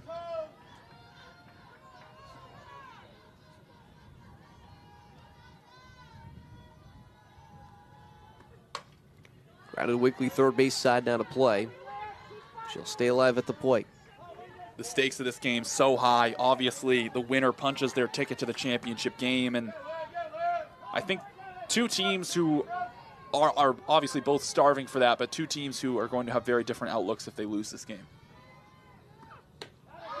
This one missing high. For UMass Lowell, their pitching is their strength, and their pitching is just so spent. Just so many innings in this tournament, and it's going to be difficult for them to power through and make the championship game if they suffer a comeback loss and have to play again later today. Here's the 2-2 to McDonough. Hit off the end of the bat and easily into the glove of Calkins.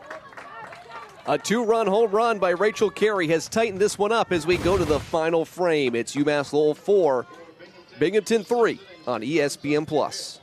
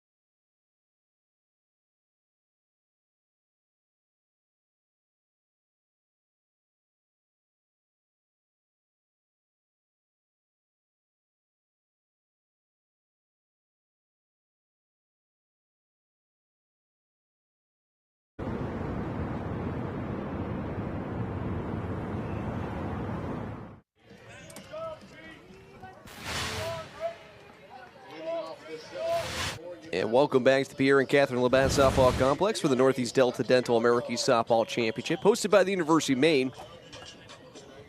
As you see, a shot of the outside of what's affectionately known as the Bubble, an indoor facility.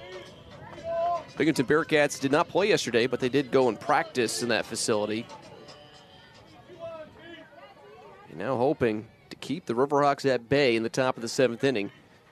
Bearcats trail by 1 run. Santiago, who's been red hot in this tournament, is trying to get things started in the top of the 7th to get some insurance runs for the Riverhawks. Hello?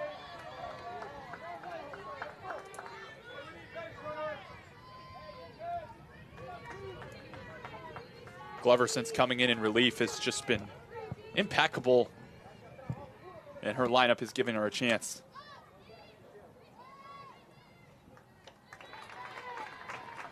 And that's an out there. Santiago sends that one off into the left field side, and one pitch resulting in an out there. And a big first out for the Bearcats, who are trying to come back into this one. And they need some outs first, as Quintaniza now stepping up to the plate. Just keep cruising if you're Glover, and meanwhile, the Riverhawks lineup has to be aggressive-minded. Pitch to Quintaniza is a strike.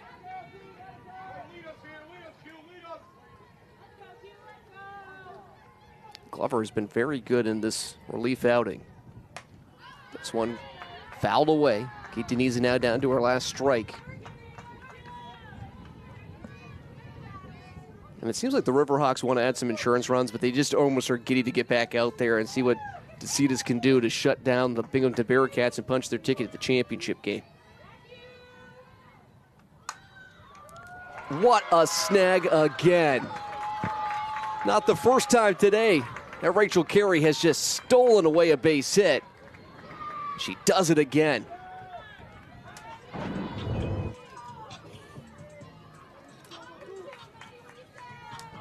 Oh, come on now, Rachel Carey. The clutch factor, the range, the reaction time, magnificent. 2 down in the 7th. Maddie Wade trying to get on base for the first time today. She has been snake bitten in the worst way from the plate. It's just one hit in the tournament. Played a great defensive first base for the Riverhawks. Hit this eye in the air. Looks to be playable, ranging over his Dodig. And a 1-2-3 inning for Glover and the Bearcats defensively. They need a run to continue the contest in the bottom of the 7th inning. And we'll have it for you next on ESPN+.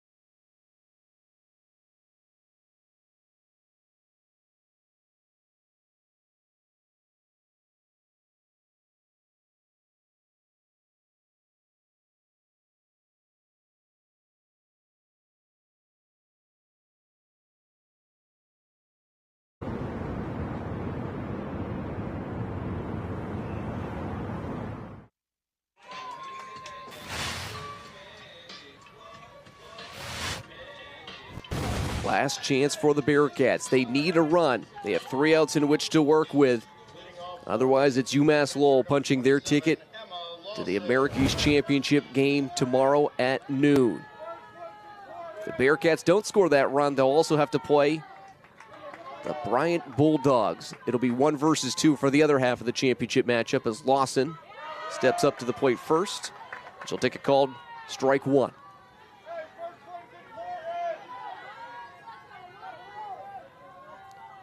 Lovely to see this out there for another inning of work. Did give up a 2-run shot to Rachel Carey last inning.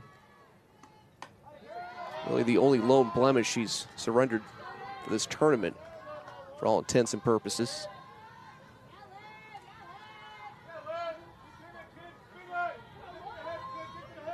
Austin also has an 11-game hitting streak, which likely her last chance here in this one, barring extra innings. This is high.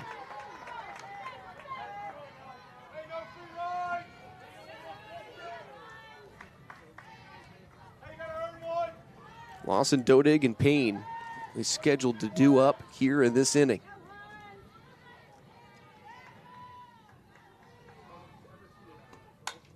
Popped up, foul territory. And the room ends very quickly for Bombas. She cranes in with the fence, and you could see it bulging off from our vantage point. She just went into that full speed. Yeah, valiant effort. No room to make a play. If she'd been running any faster, she would have left a Emily Bombas-shaped hole in that wall. Like Wile E. Coyote chasing the Roadrunner. 2-2. DeCitas rocks, fires. Pop up. Santiago ranging back initially. And she gets the first out. 2 remaining for the Bearcats and 2 remaining for the Riverhawks to try to achieve and accomplish to get to the championship game. 1 down, 2 to go. And DeCitas, that competitor's mentality, that mask is not going to slip until the final out. And then she's got to get ready to put it back on tomorrow if they manage to punch their ticket right now. Coming up after the game, we'll have our Jersey Mike sub above player of the game as well. So here's Maddie Dodig. First pitch, called strike on the outside half of the plate.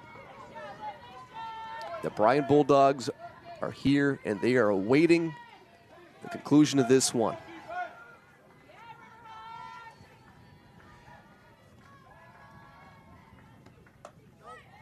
And that misses outside. And Stockwell of the Americas let us know, too, the team that comes out on the winner's side of the bracket more often than not is successful. The last time a team forced a second game on championship Saturday, this one misses high, was UAlbany back in 2018. They won twice to take the title, but it has not happened in a long time that the championship game has gone more than one. It shows you how important this victory is. It's fouled away. 2-2 to Dodig. Last time a number 4 seed has won the championship as well. Still a lot of time before that would happen. That's the seed that UMass Lowell has. It was UMBC back in 2019 that they did that. Another foul ball by Dodig. The tenacity and the determination from Dodig. Grinding these pitches out of DeCitas, who's up to 70 now, but we know she's got to have some sort of cybernetic arm or something because she does not show any signs of fatigue. 2-2. This is high. Oh, full count here, 1 down. Bottom of the 7th inning. A 1-run lead for the Riverhawks. Trying to maintain the advantage. There are 2 more outs.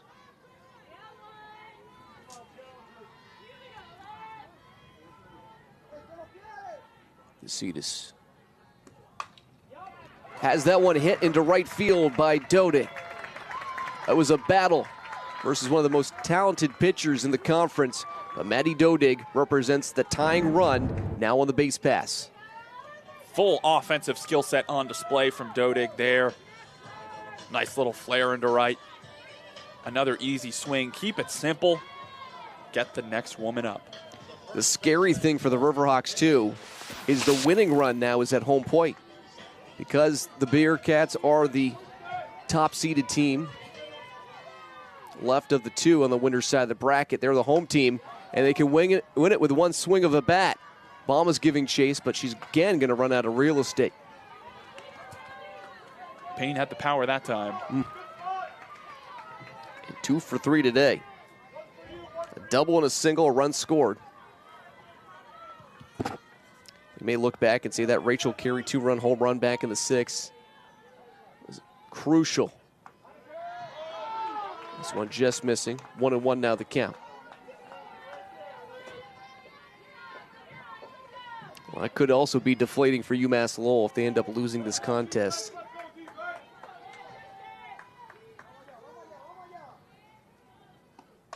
One popped up, looks to be playable. Oh, but Rowley did not know where it was, and it dropped down to the earth quicker than she anticipated.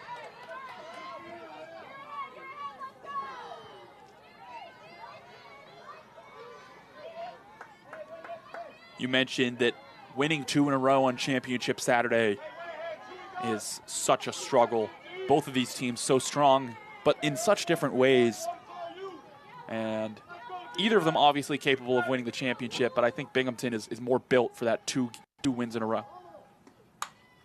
Off the end of the bat, but foul. UMass Lowell, meanwhile, if they punch their ticket right here, right now, they're going to be hard to knock off on Saturday.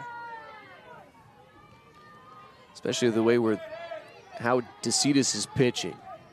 Arguably the hottest pitcher in the conference right now. I'd like to see Wachter with Bryant coming up. Oh, the Riverhawk faithful are incensed that wasn't strike 3 versus Lauren Payne. Perhaps a little bit low and away. DeCitas not named the pitcher of the year in the conference. That was Maddie Wachter, who did not fare well versus UMass Lowell. Popped up, looks to be playable. Maddie Wade calling everyone off, saying, I'm taking that one in. I didn't see the second hand on it. She just grabbed it all with the leather. And 2 down. It's up to Megan Wolf, 0 for 5 in the regular season versus the Riverhawks. 2 strikeouts. Does have 1 strikeout here today versus Riverhawk pitching, but it's a stolen base, a walk, and a base knock. Takes it called first strike. Dodig over at first base. Represents the tying run. DeCitas missing outside and low.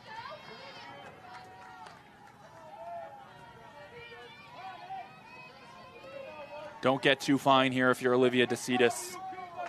You have to feel like this game is in your control. Attack the strike zone and let Megan Wolf.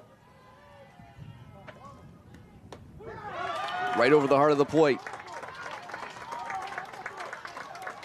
Bearcats are down to their last strike as a walk for Megan Wolf. Back in the batter's box now. DeCitas can feel the game ending with this pitch. Off the end of the bat, but up the middle. A huge clutch base hit for Megan Wolf, her second of the day.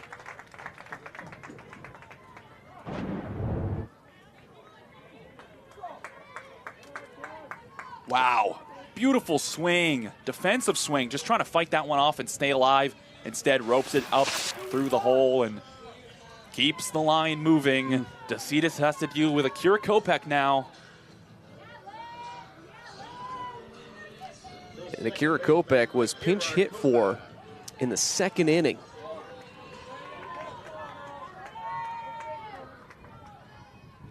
But now out here in a situation where she could win the game, though. Hits it in playable area. Not a problem for Van Alstyne, who trots underneath it and secures it in her mitt. The Riverhawks are celebrating on the field because they know they're championship bound, and they'll have the advantage on Championship Saturday. Soak it in, Mill City. You have 2 lives tomorrow as the Riverhawks hold strong. They take a 4-1 lead in the top of the 5th. A little bit of turbulence with the Rachel Carey 2-run shot in the 6th inning, but they hold on by the skin of their teeth.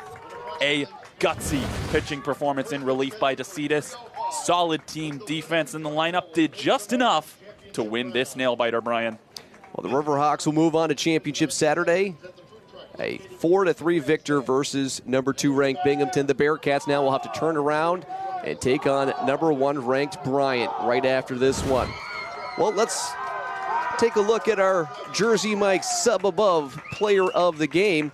And Joan, I'm putting you on the spot again, but who are you taking for your sub-above player of the game this time through? Yeah, they don't make this easy on me, Brian, do they? But today, I think the top performer and the difference maker in this one was the second baseman for UMass Lowell, number 16, Elizabeth Neild. 4 at-bats, 2 hits, and including that go-ahead 2 RBI knock that started the rally in the 5th inning. And just the difference maker today gave the Riverhawks the edge. They kept piling on and defensively, they all bound together and did just enough to hold off the deadliest lineup in the conference. Congratulations to Elizabeth Neild and her team that are moving on to the championship tomorrow afternoon. Jersey Mike's a proud supporter of America East women's sports. Jersey Mike's, a sub above. Well, one game up, one game left to go here Friday, as we will have an elimination game, our final one of the day and of the tournament, as number 2 Binghamton will face number 1 Bryant here on ESPN+. But for Jonah Smith, Brian Stackpole saying so long here for this game as the final score. UMass Lowell punching their ticket to the championship game with a 4-3 victory over Binghamton. This has been a presentation of ESPN.